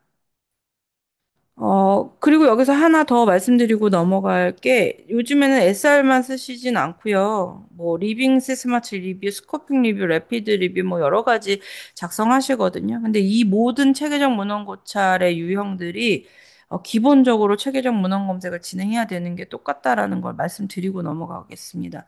뭐 이 체계적 문헌 고찰의 유형이 조금씩 다르긴 해요. 뭐 전통적인 SR과 동일한 방법을 따르지만 핵심 정보가 입수되는 대로 지속적으로 업데이트하고 통합되는 리빙 시스테마틱 리뷰 요즘에 많이 쓰고도 계시고 스코핑 리뷰 이미 지금 현재 관련된 SR이 없어서 특정 주제 분야에 대한 기존 범위 특성 광범위하게 연구하는 고찰이고요. 레피드 리뷰는 시간과 자원이 제한적일 때 코비드19 관련돼서는 레피드 리뷰 많이 작성하셨거든요. 뭐 이런 정의들이 조금 다르긴 한데 특장점들을 읽어보시면 이해하실 수 있고 근데 이 모든 유형의 체계적 문헌 고찰을 작성하실 때 기본이 되는 문헌 검색은 체계적 문헌 검색이 동일하다라는 걸 말씀드리고 넘어가도록 하겠습니다. 그래서 체계적 문헌 검색이라는 것은 어떤 전략을 가지고 진행을 해야 되는가라고 설명드리자면 목적은 내가 연구하려는 관심 질문에 대한 답을 구하고 적절한 근거를 찾아내는 것이다라고 말씀드릴 수가 있고, 이제 편향적이지 않게, 그러니까 한쪽으로 치우쳐지지 않게 임상문헌을 찾는 것이 가장 중요하다. 문헌을, 선행연구자를 찾는 것이 가장 중요하다. 이게 결국에는 바이어스를 최소화하기 위한 방법이다라는 걸 앞서 말씀드렸는데 한 번 더 언급해 드리는 거고요. 결국에는 찾고자 하는 문헌을 최대한 확보하고 불필요한 문헌이 포함되지 않도록 검색 전략을 세우는 것이 임상문헌 검색의 핵심이다라고 말씀드릴 수가 있겠습니다. 뒤에서 검색 전략에 대한 얘기를 하긴 할 건데, 우리가 선행연구 자료 검색할 때 사실 뭐 검색 전략까지 세워야 되나라고 생각하지만 뒤에 설명 들으시면 조금 이해가 되실 거라고 생각이 듭니다. 그래서 결국 체계적 문헌 검색이라는 것은 내가 연구하려는 핵심 질문에 따른 문헌 검색 전략을 수립하셔야 되고 연구 계획과 핵심 질문 주제에 따라 검색 DB를 선정하셔야 됩니다. 학술 데이터베이스에 대한 이해가 조금 있으셔야 되고요. 그다음에 검색이라는 걸 하려면 가장 중요한 통제어 자연어라는 검색어를 선정하셔서 내가 필요한 논문을 찾아내셔야 되는 거. 이에 대한 적절한 조합의 틀이라는 검색식이라는 걸 만드는 일련의 과정이 필요하다. 제가 아까 검색 사례에서 보여드렸던 것처럼 서플리먼트 테이블로 나가는 검색식이 결국에는 이런 적절한 조합의 틀이라고 저희가 보통 말하는 것이다라고 생각해 주시면 될 것 같습니다.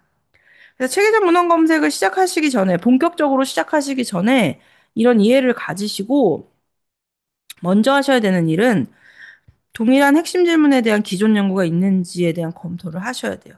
그러니까 무조건 내가 핵심 질문을 가지고 프로토콜을 작성했다고 시작을 하시면 안 되고, 이 체계적 문헌 고찰은 마라톤같이 시간이 오래 걸리기 때문에 시작하실 때도 동향 파악하시고 동일한 핵심 질문 있는지 없는지 검토하시고 시작하시는 거를 반드시 진행하셔야 됩니다. 그래서 내가 연구하려는 핵심 질문이 똑같은 질문으로 SR이 이제 출간되어 있다면 당연히 하시면 안 되는 거거든요.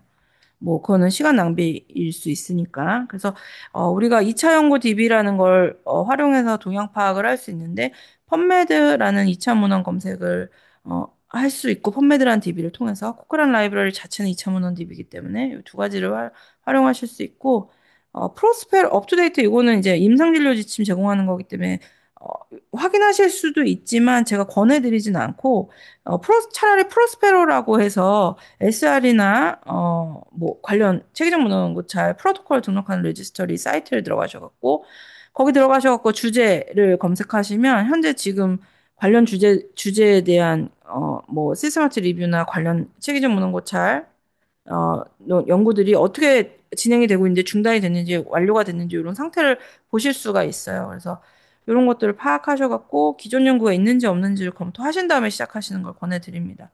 근데 만약에 동일한 연구가 있어요. 있는 경우에는 새로운 연구로 반드시 하셔야 되는 게 있고요. 근데 이제 연구로 전환하실 때 아예 새로운 연구를 하실 수도 있고, 기존 연구를 활용해서 업데이트를 진행하실 수도 있고, 기존 연구와 다르게 핵심 질문에서 인터벤션이나 뭐 컴페어리즌을 변형한다던가, 아웃컴에서 다른 걸 본다던가, 이렇게 재정의 하셔갖고 하시는 경우도 있습니다. 그래서 기본적으로 동향 파악하신 다음에 진행하시는 건데, 이 방법으로는 아까 말씀드린 것처럼 펀메드라는 데이터베이스, 뒤에서 코어DB를 언급을 할 거지만, 펀메드라는 데이터베이스에서 관련 논문 검색한 다음에 왼쪽 필터를 통해서 SR과 메타 논문만 찾아내라라고 필터링을 하면 관련 논문의 SR과 메타 분석 논문만 최신 순으로 솔트해서 찾아보실 수가 있어요. 그래서 내가 연구하려는 핵심 질문과 관련된 논문이 있는지 없는지 쉽게 파악하실 수 있는 게 펀메드 데이터베이스 검색이라는 거고, 그 다음에 코크란 라이브러리는 코크란 그룹에서 제공하고 있는 코크란 리뷰, 코크란 SR 말고 일반 SR도 들어가 있기 때문에 여기서 문헌 검색하셔갖고 관련된 SR과 RCT 문헌이 있는지 확인하실 수 있는 게 있고요. 아까 말씀드린 그 프로토콜 올려놓을 수 있는 레지스토리 프로스페러라는 사이트가 이렇게 생겼는데 여기서 서치하실 수 있거든요. 여기 들어가시면 서치 메뉴에 메쉬 검색도 되고, 이거 어차피 펀메드 만드는 데서 같이 제공하고 있는 미국 국가기관에서 제공하고 있는 사이트여서 메쉬가 지원이 되고 있어서 주제 검색할 수 있다는 거. 검색하시게 되면 관련 지금 리뷰 상황을 보여줍니다. 완료된 거, 중단된 거, 지금 진행 중인 거, 이런 거 확인하실 수 있거든요. 그래서 진행 중이거나 완료되어 있는 주제는 진행하실 이유가 없으시겠죠? 이렇게 확인하시는 것도 권해드려요. 그리고 SR 논문 쓰시는 선생님들 아마 투고하시기 직전에 프로스페로나 어, 내 프로토콜을 등록해놓은 사이트 기재에서 제출하셔야 되거든요. 대부분 프로스페로에 올려놓으시는 경우가 많은데 프로스페로나 우리는 크리스하고 클리니컬 트라이얼.gov에도 올려놓기도 하고 그래서 대부분 SR은 이제 프로스페로를 많이 올려놓으시는데 여기서 주의하셔야 되는 거는 얘는 코크란처럼 보호해주지 않습니다, 주제를. 내가 이 주제를 하고 있다고 해서 다른 사람이 이 주제를 하지 못하게 막는다, 뭐 이런 게 없어요. 그래서 내가 연구를 시작하겠다라고 결심하셨을 때 미리 일찌감치 여기다 프로토콜 계획서를 올려놓는 것을 권해드리진 않아요. 누군가가, 그러면 안 되지만 그 주제를 가지고 연구를 할 수 있습니다, 충분히. 공개되는 거기 때문에. 그래서, 어떤 출판사는 아예 프로토콜 대부분의 출판사들이 프로토콜 등록한 다음에 투고하도록 하고 있거든요. 근데 그 시점을 보지는 않아서 투고하시기 직전에 등록하는 것을 권해드리고 있습니다. 그래서 요거는 참고하셔갖고 그 내용을 주제를 파악하실 때도 보시고 내 프로토콜을 등록하실 때도 확인하셔야 된다라고 참고하시면 좋으실 것 같습니다. 근데 이제 이렇게 동향 파악을 하는 데 있어서 원래 기존에는 이렇게 펀메드나 뭐 코어디비의 필터링을 활용해서 기존 논문을 확인하는 거, 그 다음에 프로스페로나 이런 등록된 레지스터리를 활용하는 거를 알려드렸는데, 저는 요즘에 또 생성형 AI를 활용해서 최신 동향을 파악하는 것을 좀 강의를 하고 있는 편이에요. 그러니까 생성형 AI가 온라인 서브미션이 활발해졌기 때문에 엄청나게 많은 양의 그 논문들이 있는데 학술 DB로 커버되지 않는 것들도 분명히 있을 수 있거든요. 그래서 내가 SR 논문을 쓰기로 연구하기로 결정을 하셨으면 저는 생성형 AI의 도움을 받는 것도 충분히 효율적이고 효과적인 방법이다라고 말씀을 드리고 있습니다. 특히 생성형 AI 말고 뭐 자료 검색에 좋은 퍼플렉스티나 라이너 뭐 이런 것도 쓰실 수 있는데 우리가 대표적으로 자연스럽게 가장 많이 그러니까 자연어 검색으로 많이 쓰고 있는 생성형 AI인 챗GPT나 제미나이 같은 거를 활용하실 수 있어요. 근데 유료든 무료든 그냥 일반적인 질의응답 하지 마시고 챗GPT나 제미나이 다른 AI들도 가지고 있는데 심층 리서치라고 딥 리서치라는 어, 옵션이 있습니다. 도구가 있어요. 따로 별도로. 그래서 이 챗GPT는 이렇게 생겼고 플러스 버튼 누르시면 심층 리서치라고 되어 있어요. 이게 무료는 5번, 월에 5번까지 되고 저는 지금 프로 쓰고 있어갖고 25번 남았는데 한 달에 한 번씩 이제 추가되는 그런 개념이거든요.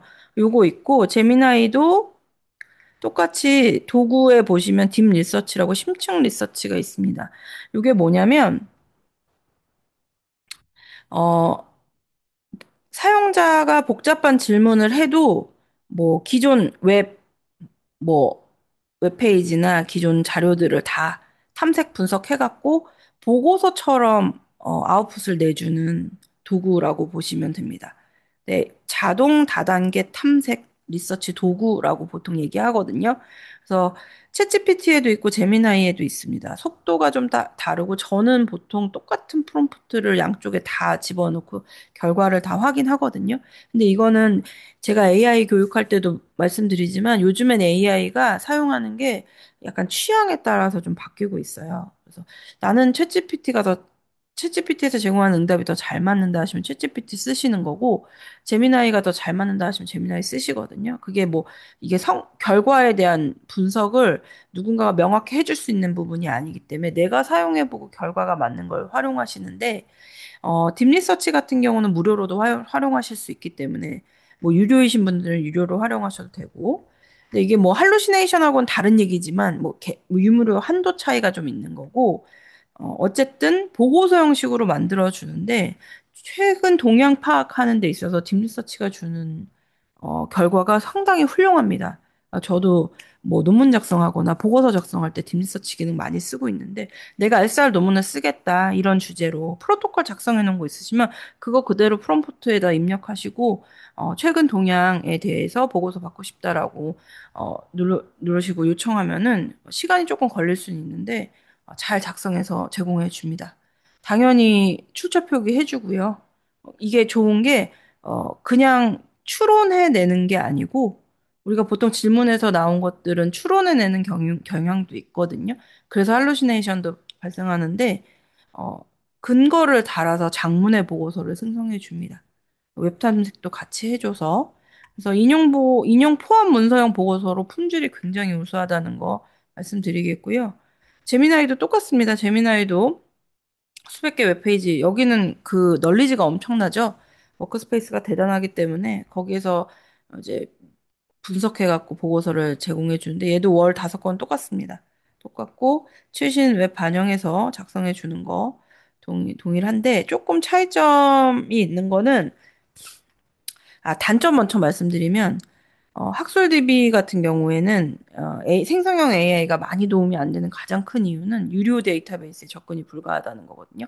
그래서 이 보고서에 나오는 레퍼런스들은 대부분 오픈되어 있는 오픈 어세스 저널이나 프리 아티클들을 기반으로 또는 웹페이지를 기반으로 보고서가 생성이 된다라고 볼 수 있어요. 근데 프리 아티클이나 오픈 어세스 저널이나 웹페이지 자체가 공신력 있는 웹페이지 자체가 레퍼런스로도 충분히 활용 가능성이 있기 때문에 저는 딥리서치 쓰시는 거 권장해드립니다. 대신 프롬프트에 뭐 제외시킬 페이지, 뭐 웹페이지 같은 거 제외, 뭐 포함시킬 거 공신력 있는 공식 홈페이지라던가 아니면은 뭐 신문 기사 이런 것들 포함시켜 달라고 할 수도 있고 제외시켜 달라고 요청할 블로그 자료 뭐 이런 것들 제외시켜 달라고 할 수도 있어요. 그거는 내가 프롬프트를 어떻게 짜느냐에 따라 다른 거기 때문에.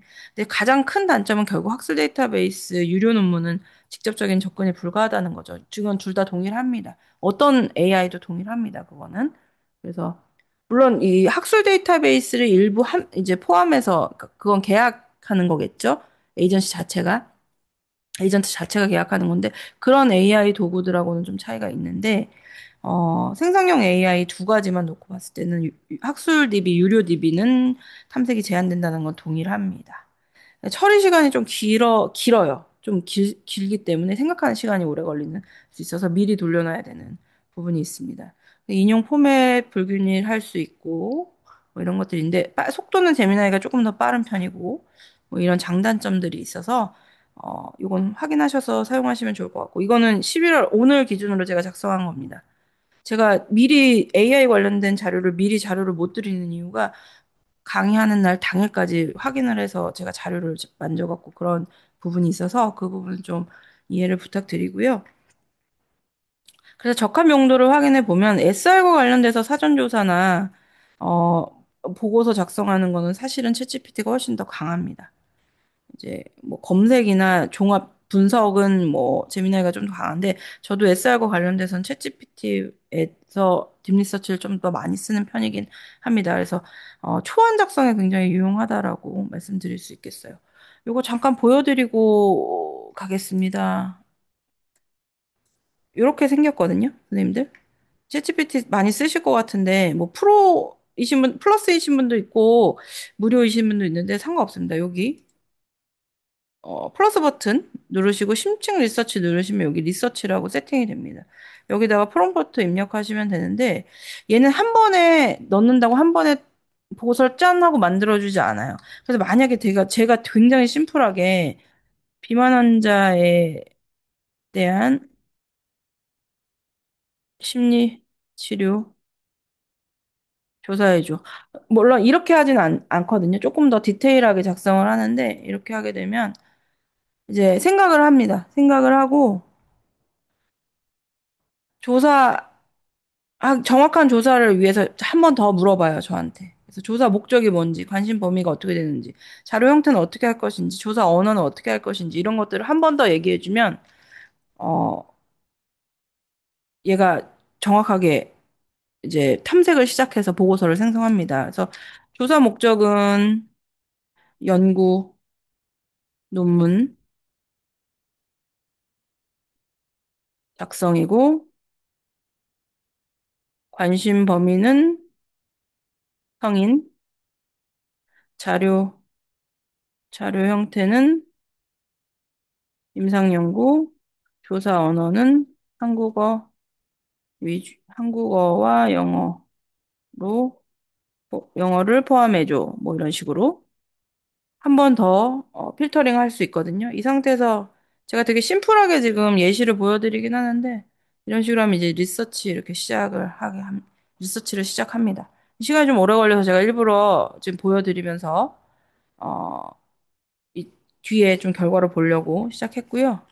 자, 동일하게 제미나이도 한번 넣겠습니다. 제미나이 저는 이제 프로 쓰고 있는데 도구에서 딥리서치 누르시고 원하시는 어, 프롬프트 넣으시면 이렇게 보여집니다. 지금 무료여도 챗GPT나 제미나이 들어가셔갖고 저랑 똑같이 실습하실 수 있거든요. 이렇게 돌려보시는 시간 조금 갖고요. 지금 보시면 얘도 한번 물어봅니다. 제가 만든 계획이에요. 라고 해서 변경할 사항 있는지, 수정할 건지, 연구 시작할 건지 물어보는 거죠. 좀 자세히 보면은 뭐 연구 웹사이트는 이렇게 되고 결과 분석하고 보고 생성하겠다. 뭐 수정하고 싶으신 거 있으면은 수정해도 됩니다.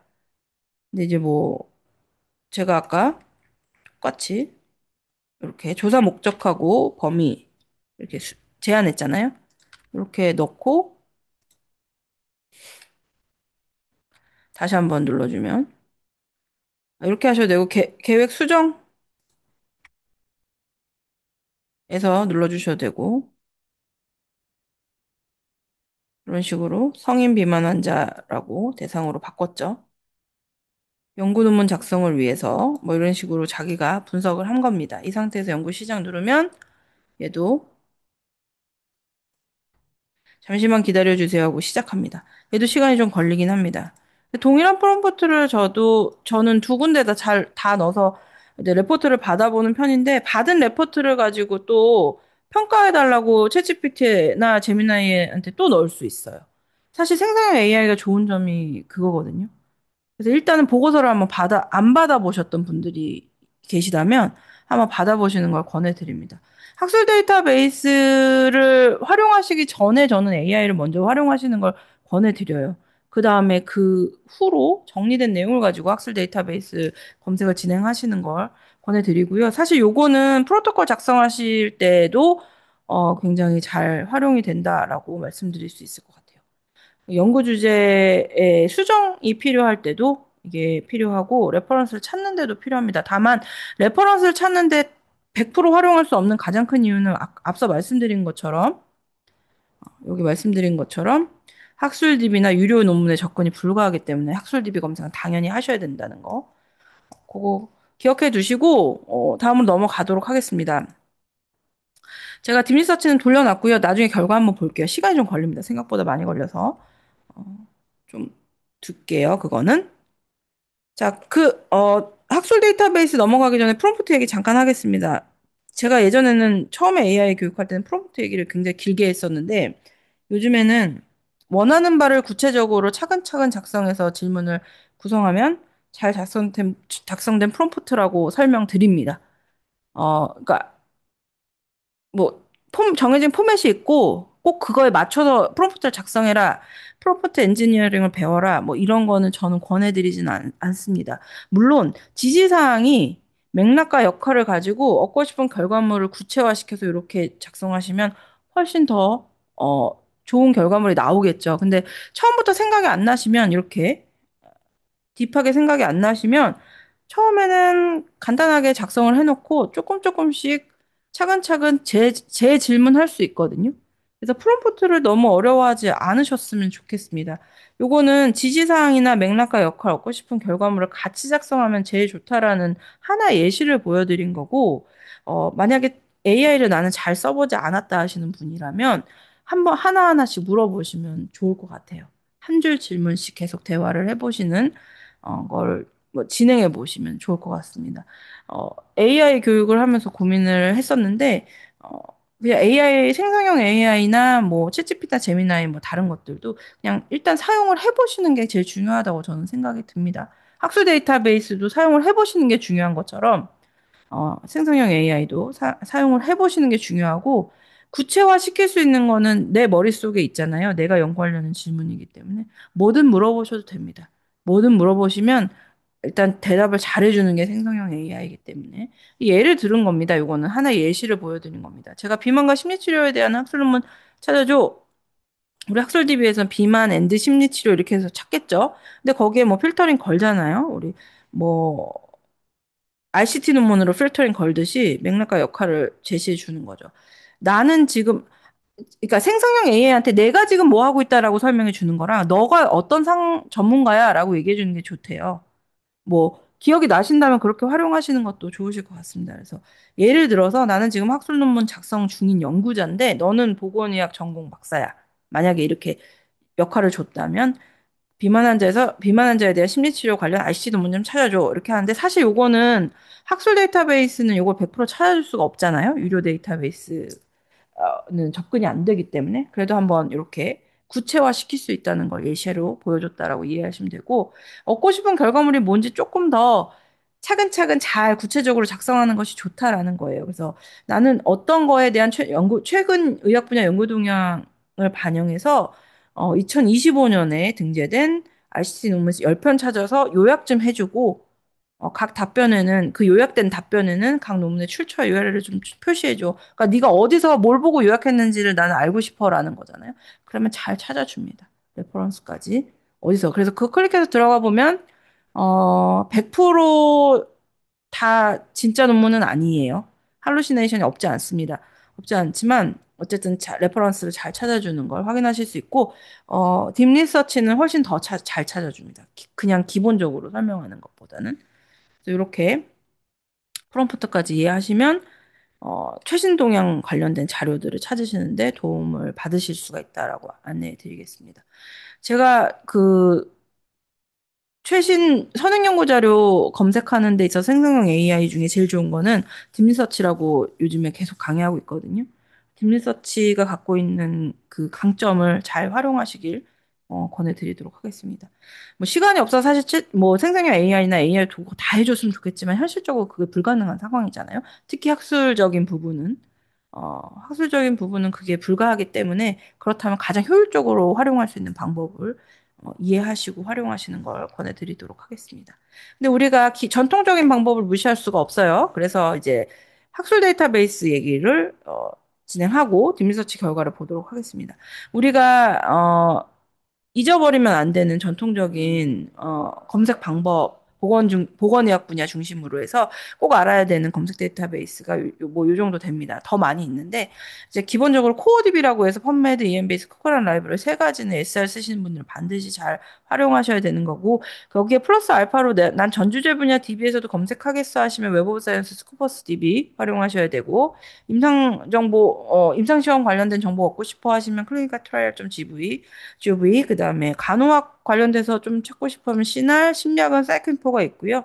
국내 DB도 좀 찾아야겠어 하시면 리스 KM베이스인데 저희는 DBP야 유료로 보고 있어서 그거까지 하시면 검색하실 수가 있습니다. 이런 DB들은 코시 모델로 나눠져 있는데 코어 DB라고 하는 거는 뭐 제일 좋은 DB야 이건 아니고요. 가장 정확하고 최신의 정보를 제공하고 있는 DB라고 이해하시면 되세요. 그래서 아까 말씀드린 펀메드 EMBase 코크란 라이브러리가 여기에 포함되어 있고 얘는 NLM이라는 펀메드를 제공하고 있는 미국 국립의학도서관에서 언급된 내용인데 거기에는 국내 DB는 당연히 우리나라 로컬 DB는 당연히 언급이 안 돼 있었는데 이거는 이제 네카에서 지침서 만들 때 수정한 모델을 제가 갖고 온 거고 국내 DB에서는 뭐 리스 KMBS 코리아메드 이렇게 언급이 되어 있습니다만 사실 KMBS 코리아메드가 다 KMBS는 업데이트가 지금 안 된 상황이고 코리아메드는 그 주제 검색이 잘 안 되는 상황이긴 합니다. 그래서 그건 참고하셔야 되고 유료 DB로 DB피아가 조금 검색이 잘 되고 있다 이렇게 이해하시면 됩니다. 국내 DB를 포함하느냐 포함하지 않느냐는 주제에 따라 다르고 연구자의 선택 사항입니다. 그렇기 때문에 그거는 고려하셔갖고 선택 진행하시면 되고, 자, 스탠다드 DB라는 거는 코어 DB 외에 주제별로 특성화되어 있는 DB를 의미합니다. 그래서 C날은 간호학, A메드 한의학, 사이클인포는 심리학, 정신과학 심리학 쪽이고, 그래서 뭐 코어 DB보다 좋다 나쁘다 의미는 아니기 때문에 주제별로 특성화되어 있는 DB를 포함하셔갖고 선행 연구 자료를 검색하시는 분들이 있으시면 같이 진행하시면 됩니다. 그다음에 아이디얼 DB는 출간되지 않은 논문들, 보통 우리가 회색 논문이라고 하는 것들을 제공하고 있는 사이트들이 있는데, 아이디얼 DB에서 검색하기가 쉽지는 않아요. 데이터베이스이기 때문에, 요거는, 아니, 웹사이트이기 때문에 데이터베이스처럼 이제 조합 검색이 막 이루어지고 이런 거는 아닙니다. 그래서 대부분 이런 사이트들에서 검색을 음, 반드시 해야 되는 경우에는 진행을 하시고 아닌 경우에는 EM 베이스에는 컨퍼런스 자료랑 앱스트랙 자료가 많이 포함이 되어 있어요. 그러니까 출간되지 않은 정보들이 많이 포함되어 있어서 여기서 합쳐서 검색을 진행하기도 합니다. 그런 상황은 참고하시면 좋으실 것 같아요. 이 정도의 DB는 알고 계셔야 되는 거. 우리가 보건의학 분야에서 SR을 쓰겠다라고 결정을 하신 분들이라면 이 정도는 기억을 꼭 하셔야 된다는 걸 말씀드릴게요. 생성형 AI가 다 해줄 수 없는 부분에 대해서 설명을 드리는 겁니다. DB를 왜 한가만 하면 안 되느냐라는 거는 DB마다 고유의 정보가 있어서 겹쳐지는 부분이 생각보다 많지 않아요. 그래서 이렇게 가장 코어 중에서 가장 덩치가 큰 펀메드 EM베이스도 교차되는 부분이 교집합이 뭐 20%에서 80% 정도밖에 안 됩니다. 주제에 따라서. 뭐 최근에 본 건 60%밖에 안 된다는 얘기도 있어요. 그러니까 나라마다 그 지원해주는 연구 분야가 또 다르고 어, 관심 있어 하는 연구 분야가 다르고 뭐 이렇기 때문에 그러기도 합니다. 그래서 펀메드는 미주 중심이고요. EM베이스 같은 경우는 유럽 중심의 연구들이 많이 올라와 있어서 교집합이 많지 않고 코코라는 원래 2천만 원이기 때문에 캐파가 굉장히 적고 나머지 그 주제별 분야에 대한 것들도 겹치는 부분과 겹치지 않는 부분이 있기 때문에 같이 검색을 진행하셔야 누락되는 논문 없이 우리 체계적 문헌 검색이 근거 중심에서 의미하는 바라는 거에 부합되게끔 검색을 할 수 있다라고 말씀을 드릴 수가 있어요. 자, 코어 DB 외에 출처해서 검색을 하는 방법도 있다고는 아까 말씀드렸죠. 근데 쉽지 않다고 말씀드렸던 게 이제 데이터베이스 형식을 띄는 건 아니고 이제 사이트에서 검색을 해야 돼서 막 조합 검색이 막 잘 되거나 이러진 않기 때문에 이제 검색 결과를 보기가 좀 어려운 게 있는데 만약에 하셔야 되는 경우에는 그러니까 코어 DB 외에 출간되지 않는 논문까지 다 포함해서 이제 소형 연구 자료를 찾아야겠다라고 계획하신 분들은 진행을 하셔야겠죠. 공식적인 출판 경로에 의해서 검색할 수 없는 문헌을 회색 문헌이라고 하고요. 여기에 대한 의견이 분분해요. 두 가지로. 어떤 분들은 요걸 포함시킴으로써 퍼블리케이션 바이어스가 감소된다는 기본적인 지침에 따르는 의견이 있고, 이 피어 리뷰되지 않은 이런 연구들 자체가 포함되면 바이어스가 오히려 올라간다라고 해서 어, 피어 리뷰를 거치지 않은 건 문제가 될 수 있다라고 주장하는 그룹이 있어요. 그래서 이건 뭐가 맞다 틀리다라고 지금 결정할 수 있는 사항은 아니기 때문에 연구하시는 주제에 따라서 연구자가 결정하셔서 가셔야 되는 부분이 있습니다. 근데 대부분 세생문학까지 검색을 해도 파이널로 떨어지는 거에 이제 출간되지 않은 논문이 포함되는 경우가 많지는 않은데 대신 익스클루전 되는 기준이 명확해야겠죠. 왜 제외시켰는지에 대한 단순히 출간되지 않았기 때문에 제외 이거는 약간 의미가 없는 내용이어서 만약에 회색 문헌을 포함시키겠다 하신다면 프로토콜도 명확하게 작성을 하셔야 되는 부분이 있고 물론 그렇지 않아도 명확해야 되지만 그 부분에 대해서 명확하게 작성을 하셔야 된다라는 거 말씀을 드리겠고요. 사실 퍼블리케이션 바이어스는 뭐 검색 건수를 줄이기 위해서 영어 논문만 보겠어라고 체크하는 것 자체도 퍼블리케이션 바이어스의 조건이 되거든요. 영어 논문 아니더라도 필수 논문이 있을 수 있잖아요. 그렇기 때문에 사실은 처음에 선행 연구 자료 검색할 때는 포괄적으로 민감도 높게 검색하는 게 맞습니다.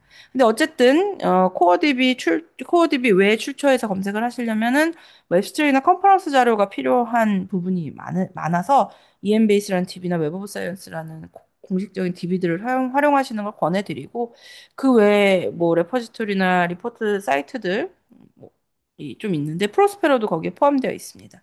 그다음에 임상시험 정보 포함되어 있는 클리니컬 트라이얼이나 WHO, 크리스 이런 자료들도 여기에도 검색을 하실 수 있다라는 거 안내 드리고 넘어가도록 하겠습니다.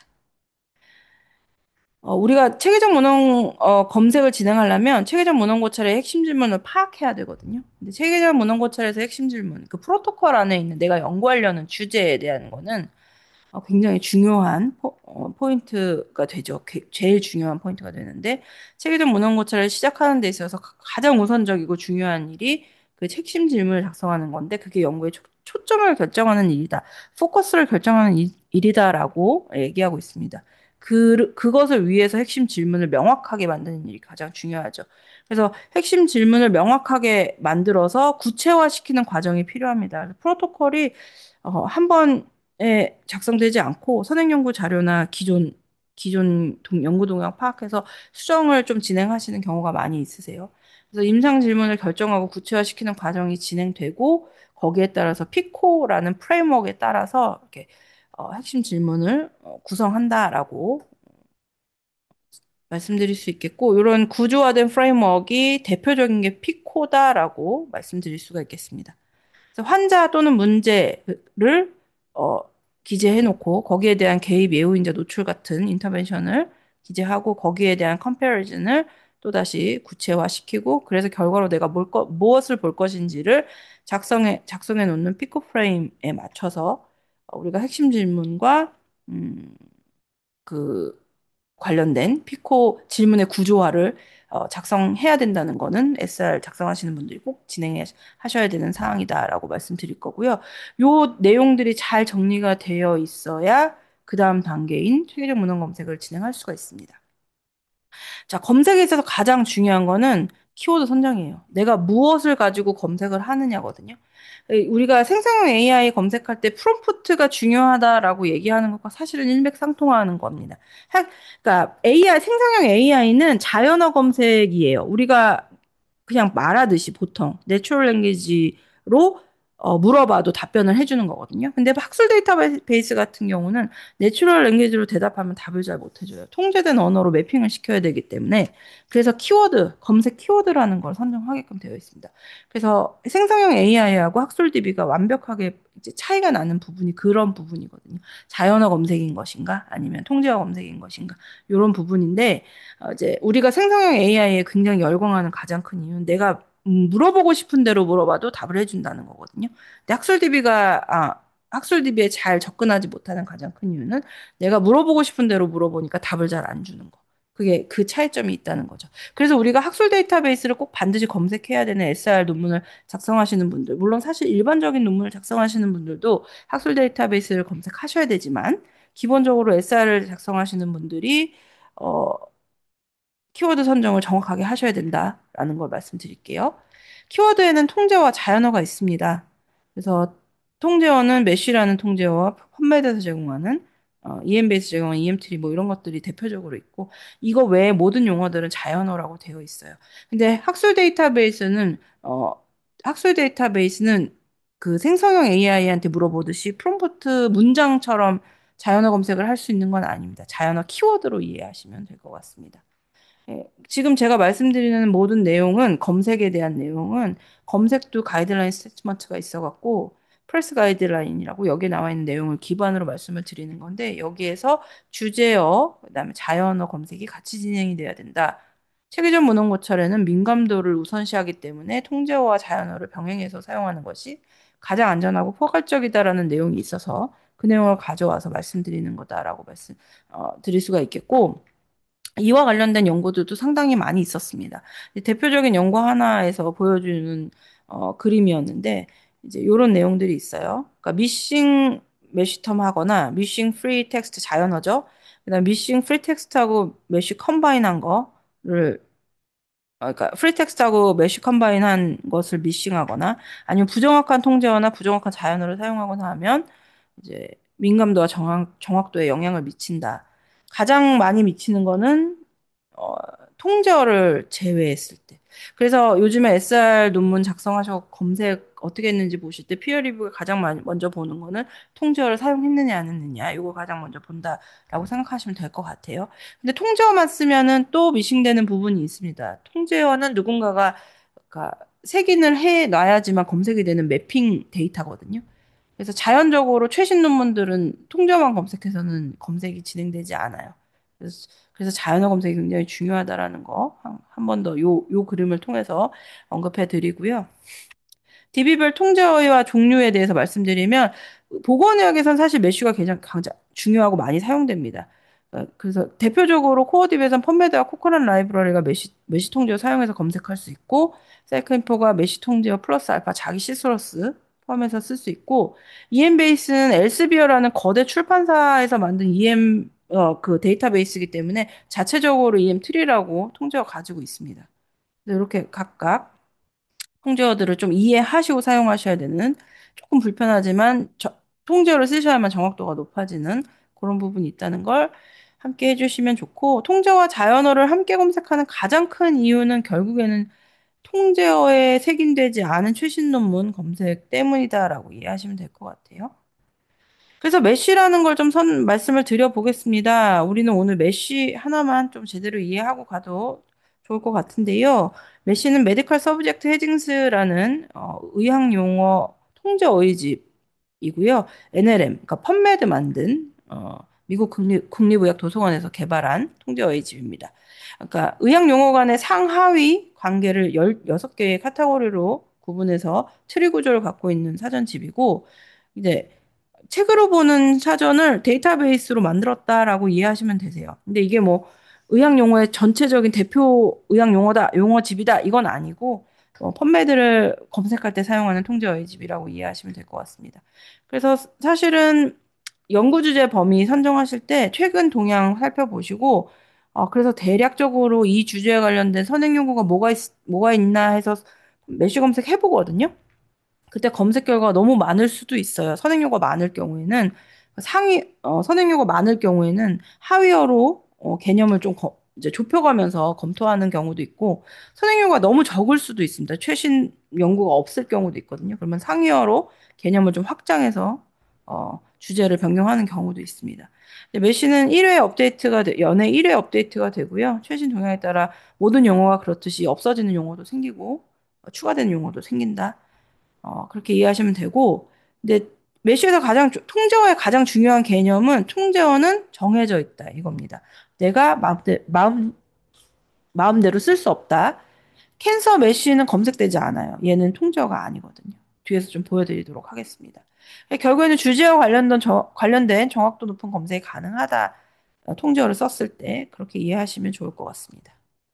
제가 다른 AI 메쉬 교육할 때 설문조사 받았던 내용인데, 펀메드 데이터베이스 검색할 때 메쉬 얼마나 쓰시는지 좀 조사했더니 20분 답변하셨는데, 반 정도 안 쓰시더라고요. 네, 항상 활용하신다는 분이 한 분 계셔서 좀 놀랐는데, 이제 반 정도는 쓰고 계시고, 아예 반 정도는 아예 활용하지 않는다라고 하셨거든요. 근데 오늘 교육 들으시면 메시 통제어 정도는 활용해 주시면 훨씬 더 효율적으로 검색하실 수 있을 거라고 저는 생각이 듭니다. 그래서 메쉬는 여기 펀메드라는 데이터베이스의 오른쪽 하단에 링크가 별도로 되어 있어서 별도의 데이터베이스를 접속하는 걸로 이해하시면 되고요. 이렇게 생겼습니다. 별도의 데이터베이스에. 여기서 원하는 키워드를 검색을 한번 해보시면 내가 검색한 키워드가 통제어인지 아닌지를 확인하실 수가 있거든요. 지금 들으시면서 펀메드의 메쉬 한번 열어보시고 이렇게 생겼거든요. 여기에 원하시는 검색 키워드 아무거나 넣어보시겠어요?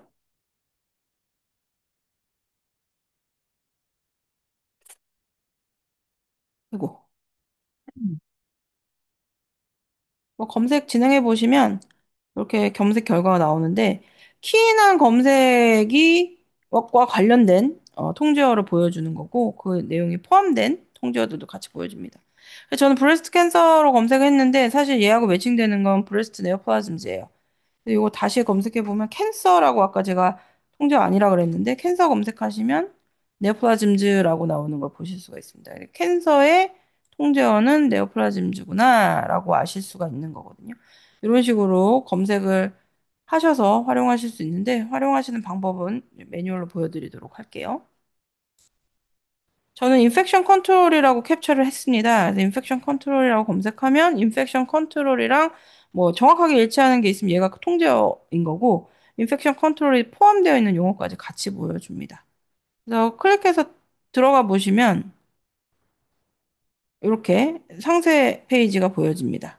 상세 페이지가 보여지고 요거는 정확하게 일치하는 용어여서 메쉬 용어 통제어라고 이해하실 수 있는 거고 그 밑으로는 개념적 정의라고 해서 이 통제 어휘가 어떻게 검색할 때 어떻게 사용되어지는지를 보여주는 스급 노트를 확인하실 수가 있고 그 밑으로는 부표목 서브 헤딩이나 아니면 메이저 토픽으로 제한 같은 특이도를 높일 수 있는 옵션들을 보실 수가 있는데 요 3번, 4번은 그룹화 시키는 거거든요. 정확도 높이는 건데 SR 쓰실 때는 거의 사용하지 않습니다. SR은 민감도 높은 검색을 해야 되기 때문에 그룹화 시키거나 특이도를 높이는 검색은 진행하지 않기 때문에 이건 한번 읽어보시면 좋으실 것 같고 그 밑에 엔트리 텀즈라고 있습니다. 엔트리 텀즈 유사어 동의어 이렇게 있는 거 보실 수 있고 이전에 어떤 색인에서 이렇게 바뀌었는지도 보실 수가 있어요. 이렇게 통제어를 확인하시게 되면 요게 색인되어 있는 논문을 찾아야 되잖아요. 그거는 오른쪽에 있는 빌더를 통해서 찾으실 수가 있습니다. 그래서 요 빌더를 통해서 검색하는 방법 뒤에서 알려드릴 거고, 이전 색인 밑으로 내려가 보시면 트리 구조를 확인하실 수가 있어요. 그러니까 스크롤을 내려보시면 웹페이지 아래쪽에 이 인펙션 컨트롤이 어디쯤에 위치해 있는지를 보실 수가 있고 상위어 하위어를 보실 수가 있는 거죠. 그래서 인펙션 컨트롤로만 검색을 하니까 검색 결과가 너무 많이 나와서 물론 인터벤션이나 컴페어즈 아웃컴이 구체화되어 있으면 조합 검색을 통해서 검색 결과가 확 줄어들겠지만 어쨌든 상하이어를 통해서 검색 결과를 보실 수가 있다. 최근에 인펙션 컨트롤 델타를 검색한 적이 있습니다. 이건 주제에 따라서 이렇게 확인하실 수 있는 거죠. 이런 것들을 시소러스라고 한다라는 거. 근데 이건 읽어보시고 넘어가시면 될 것 같고. 그래서 인펙션 컨트롤이 메쉬 용어인 걸 확인했을 때 어떻게 논문을 찾느냐는 아까 오른쪽에 있는 빌더를 통해서 찾으시면 되는데, Add to Search 빌더 누르시면 이렇게 검색식이 생성이 됩니다.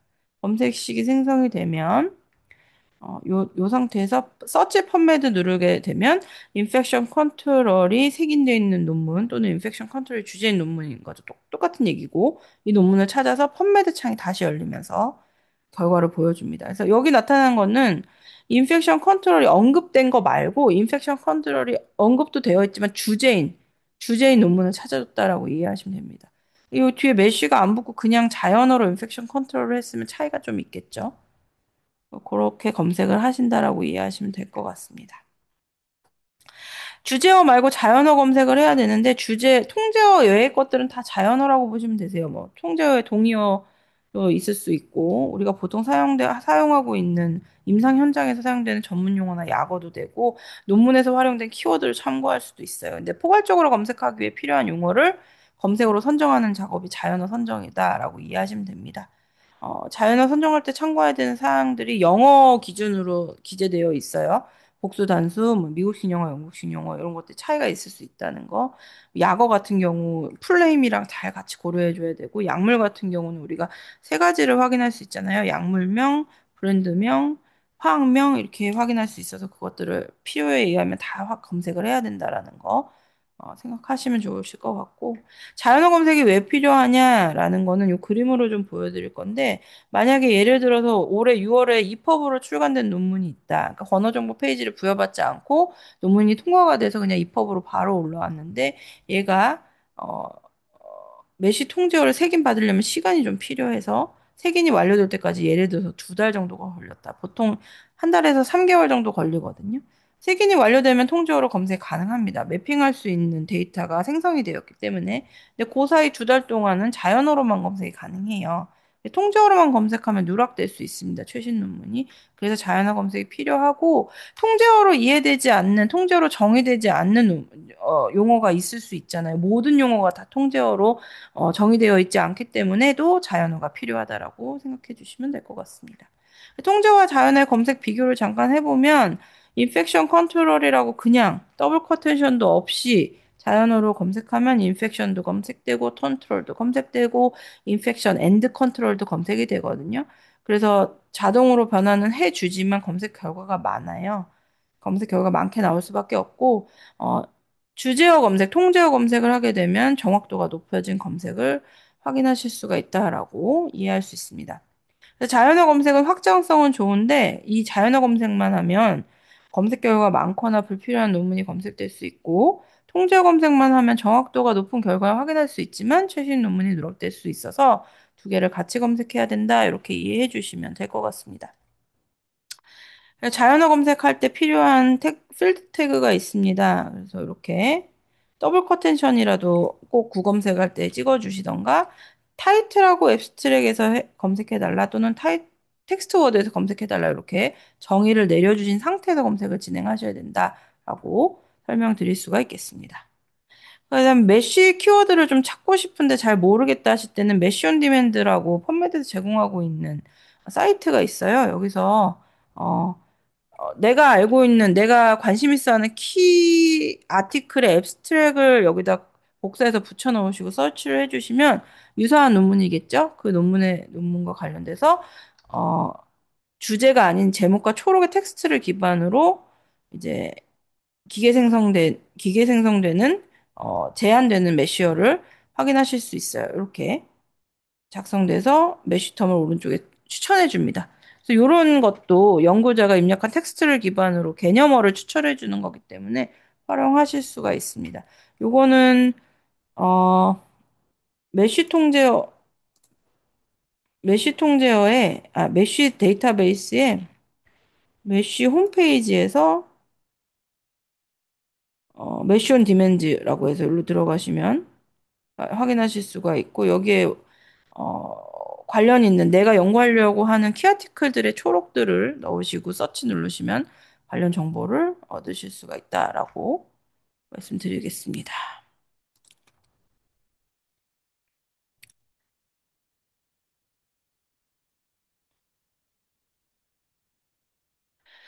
생성형 AI 통해서 메쉬 기반 요청하실 수도 있어요. 이것도 제가 권해드리는 내용이긴 한데, 예시로 프롬프트를 넣잖아요. 그래서 예를 들어서, 뭐, 당신은 보건의학 정보 전문가입니다. 아래 주제에 대해서 메쉬를 도출해주고 엔트리 텀즈나 스크립트를 정리해주세요라고 하면 청소년의 스마트폰 사용과 우울증의 연관성에 대해서 요청해주면 보여줍니다. 보여주는데 챗GPT는 메쉬 도출 보조 도구로만 유용해요. 그러니까 이 말은 뭐냐면 검증이 꼭 필요하다.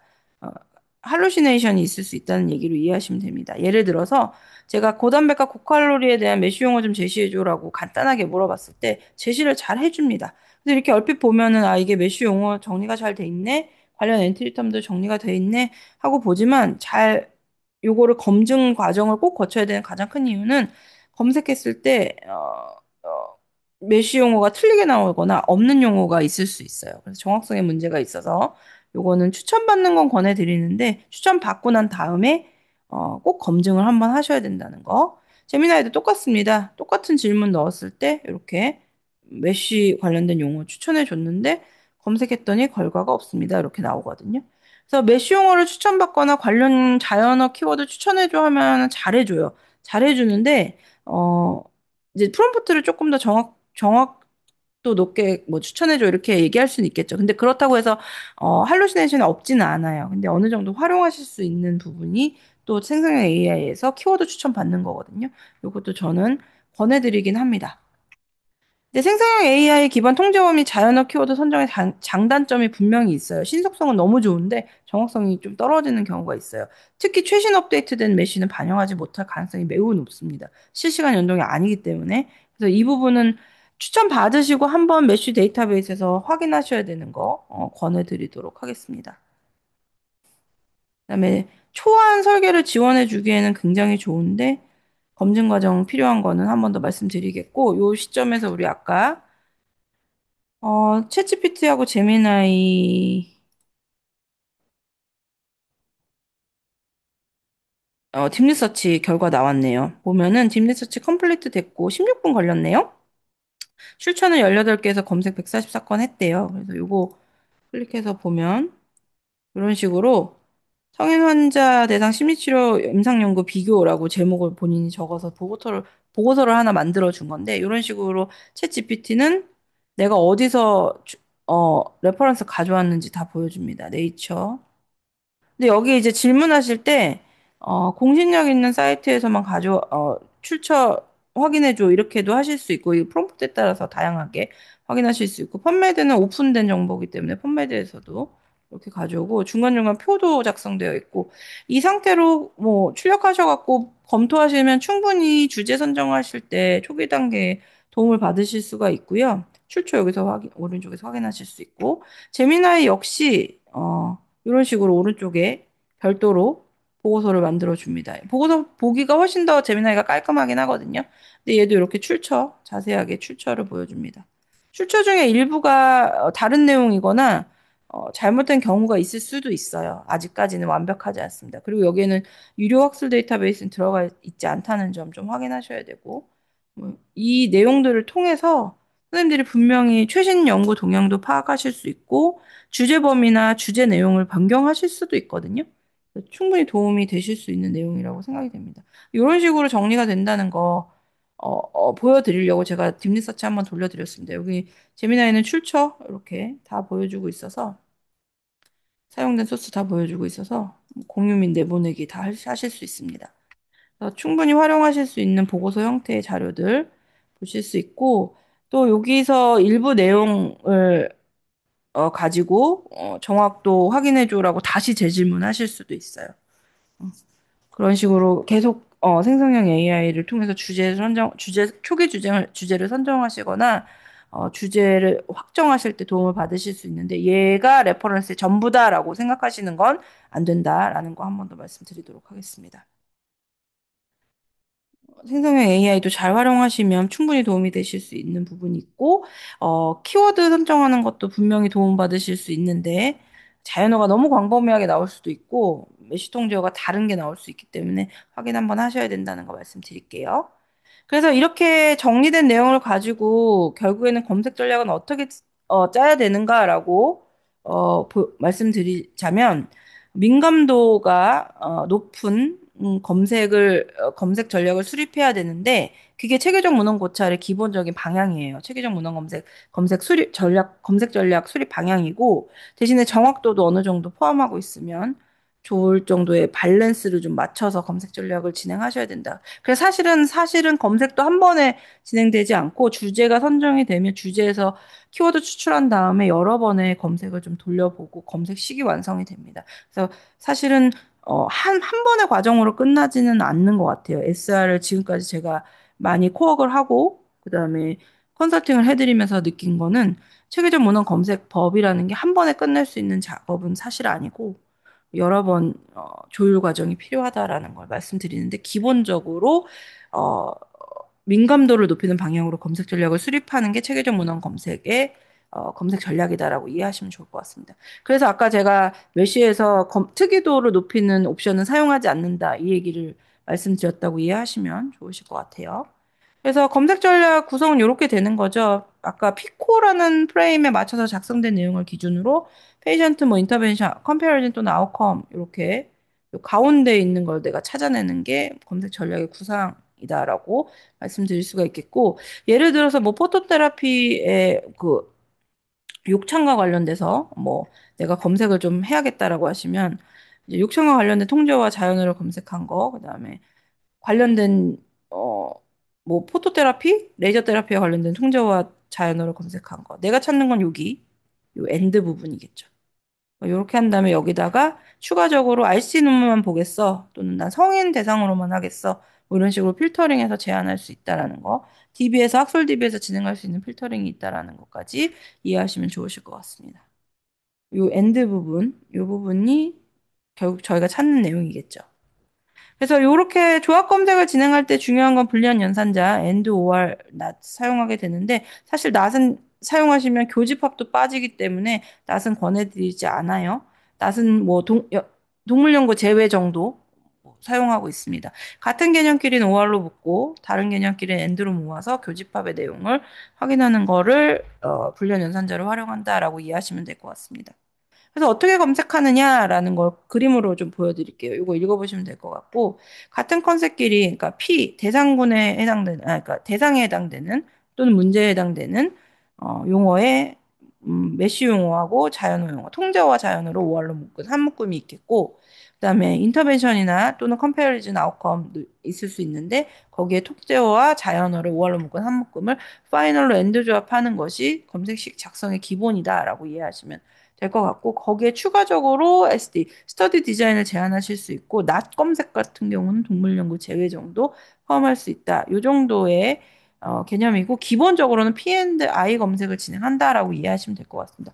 대상군에 대해서 뭐 치료 인터벤션을 어떻게 한 논문을 찾겠다라고 해서 P&I 검색이 체계적 문헌 검색의 가장 기본이 되는 검색 전략이다. 검색식 작성법이다라고 이해하시면 좋으실 것 같습니다.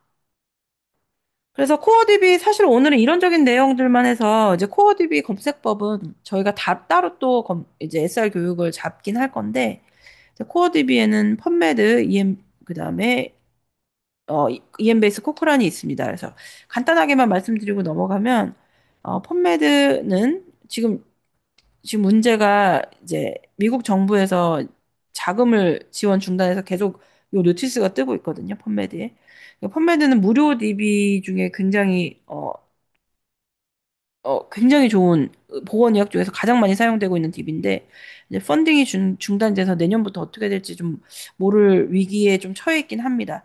지금 어떻게 될지 좀 주시하고 있는 상황인데 어쨌든 지금 이런 문제가 좀 있다라는 거는 염두하시고 사용하시면 좋겠고 코어디비 펀메드 같은 경우는 어드밴스 서치를 이용해서 검색을 한다라는 거, 뭐 다른 DB도 어드밴스 서치, 일반 베이직 서치로는 검색할 수 없다라는 걸 말씀을 드리겠고 어드밴스 서치 진행하시고 어드밴스 서치에다가 여기다가 쿼리 박스에다가 검색식을 넣든 아니면 검색어를 넣고 필드를 선택하시든 이제 내가 검색식을 만들어서 검색을 진행하시게 되는데 기본적으로 이런 검색이 나와야 된다는 걸 보여드릴게요.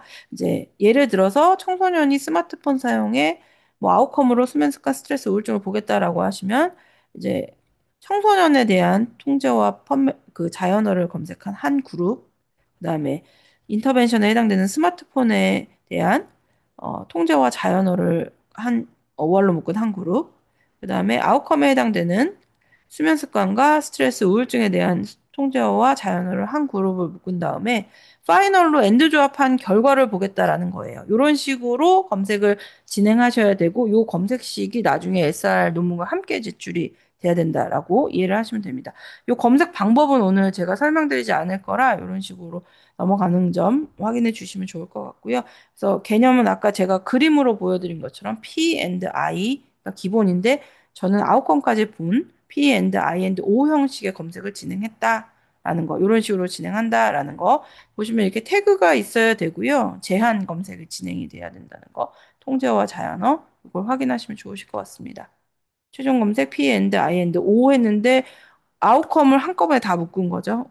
아웃컴 1, 2, 3을 다 한꺼번에 묶어서 한 검색식이다라고 참고하시면 좋으실 것 같고요.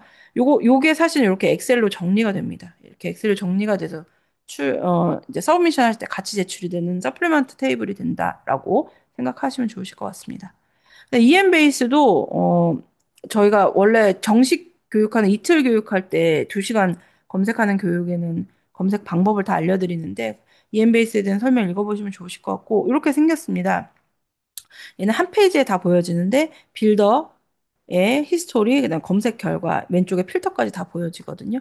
그래서 얘도 하나씩 차근차근 쌓여진 검색 결과를 가지고 어, 검색식을 짜서 검색 결과를 최종적으로 보시면 되는 건데 엔드월 납 조합으로 보시면 된다라고 이해하시면 될 것 같고 검색 메쉬와 다르게 EM베이스는 EM트리 통제어를 써야 되는데 EM트리라고 메뉴가 따로 있어서 검색을 따로 해주셔야 됩니다.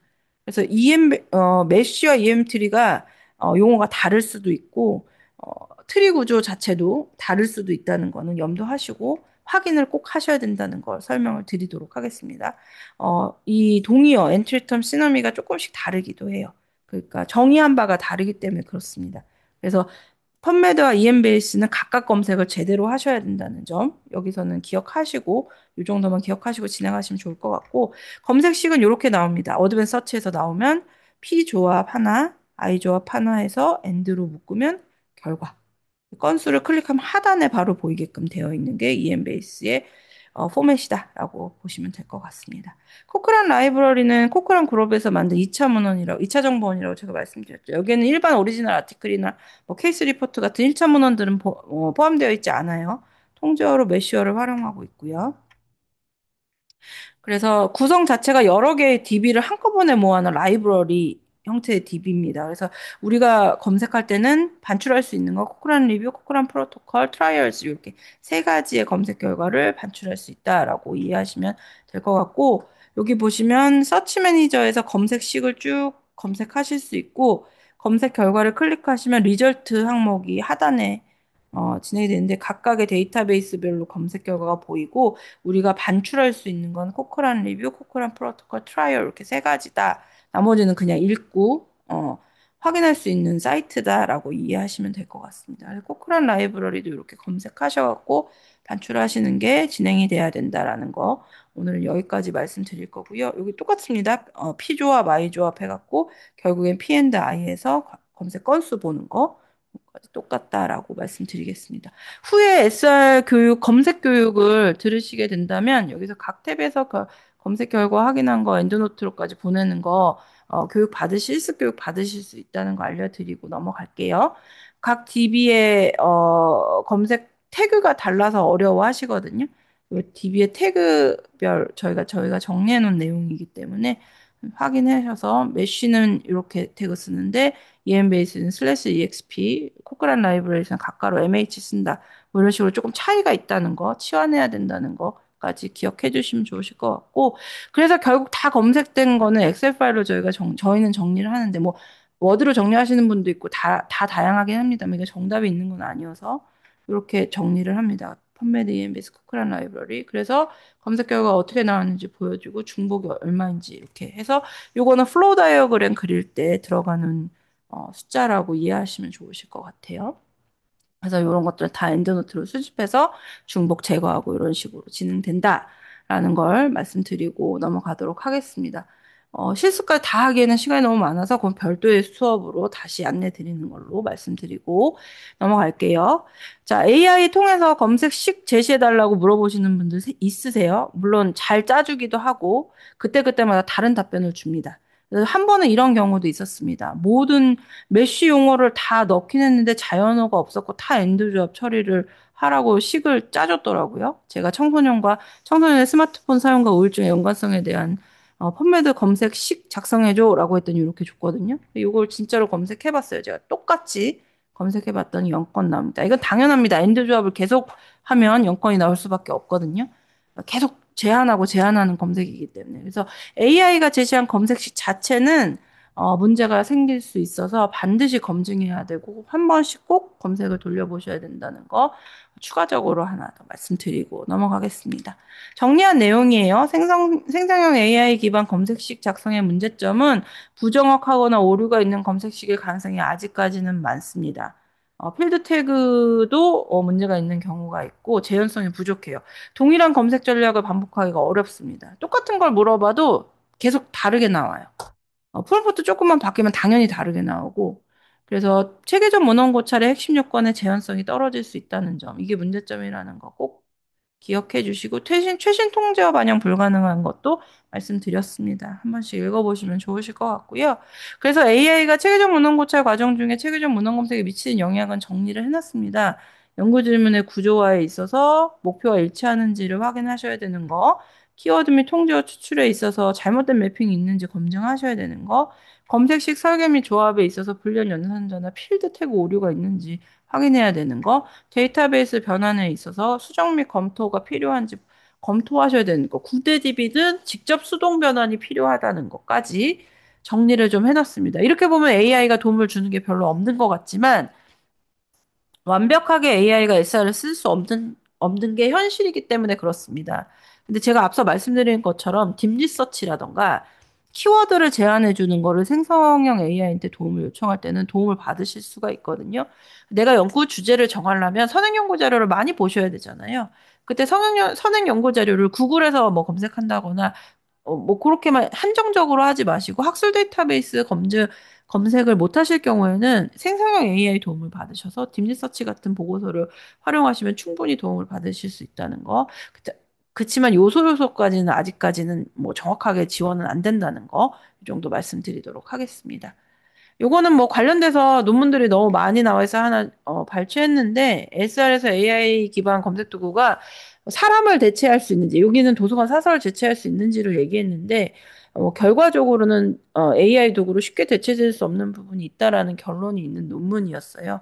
그래서 이제 사람이 꼭 해야 되는 게 있잖아요. 그래서 휴먼 인더 루프라고 해서 요즘 많이 나오는 건데 AI하고 같이 잘 병행해서 활용하시는 걸 기억을 해주셨으면 좋겠습니다. 언젠가는 SR도 AI가 완벽하게 뭐 스크리닝이라던가 어떤 부분을 완벽하게 해주는 날이 올 수도 있을 거라고 생각이 듭니다만 현재 시점에서 SR을 쓰시는 분들께는 여기까지만 가능하다라는 걸 말씀드리면서 제가 오늘 마지막까지 정리한 거는 그래서 궁금하실 게 결국에는 AI에게 어디까지 맡길 수 있고 어디서부터는 사람이 책임져야 하는가, 또 실제로 내가 오늘부터 할 수 있는 수준의 활용은 무엇인가, 이게 좀 궁금하실 것 같아서 표로 정리를 좀 하면서 마무리를 좀 할까 합니다. 표로 정리를 해드렸고요. 오늘 기준으로 정리를 해드렸고요. SR 단계를 7가지로 이렇게 나눠봤습니다. 그래서 AI가 할 수 있는 일, 그다음에 반드시 사람이 책임져야 하는 일을 구분해서 정리해 놨고요. 핵심 주의점 포인트에 대해서는 어, 제가 강조해서 색깔로 구분해 놨습니다. 이거 읽어보시면 제가 앞서서 지금까지 설명했던 내용들이 정리되어 있다라고 말씀드릴 수가 있는데, 연구 질문 정교화하는 것부터 시작해서 키워드 탐색, 검색 전략 초안 만드는 데 도와줄 수 있습니다. 도와줄 수 있는데 반드시 확인해야 되는 부분이 있다라는 거, 그거 좀 기억해 주셨으면 좋겠고, 스크리닝 부분도 요즘에 연구가 많이 되고 있어요. 자동화 시키려고 노력들을 많이 하고 있는데, 요거 합의할 수 있는 프로세스 이런 거는 결국 사람이 해야 돼서 완벽한 수준의 어시스트는 안 되더라고요. 본문 검토하고 데이터 추출, 뭐 통계에서 데이터 하나 바뀌면 엄청나게 왜곡되기 때문에 결국에 그 부분도 문제가 되는 부분이 있고, 그다음에 뭐 결과 요약할 수 있고 원고 정리하고 문장 다듬는 거 도움 많이 주는데 결과 해석이나 자체 결정 자체는 당연히 사람이 해야 되는 부분이 있고 AI 통해서 뭔가를 했으면은 투명하게 다 공개하셔야 되는 거 뭐 그런 것들이 있습니다. 그래서 궁금하신 내용일 것 같아서 정리를 했고요. 표로 한번 읽어보시면 도움이 되실 것 같습니다. 여기까지 해서 긴 시간, 2시간 동안 제가 쉬지도 않고 이런적인 내용 설명드렸는데, SR 쓰시려는 한테는 도움이 좀 되셨으면 좋겠고, 어, 질문 있으시면 지금 시간이 늦어서 질문 못 하시면, 저한테 개인적으로, 뭐 이메일이나 전화 주셔도 좋고요.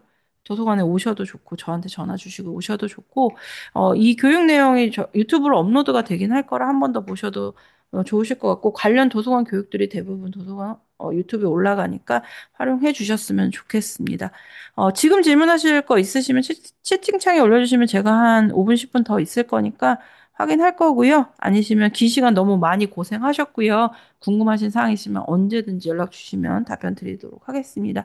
여기서 마무리하도록 하겠습니다. 감사합니다.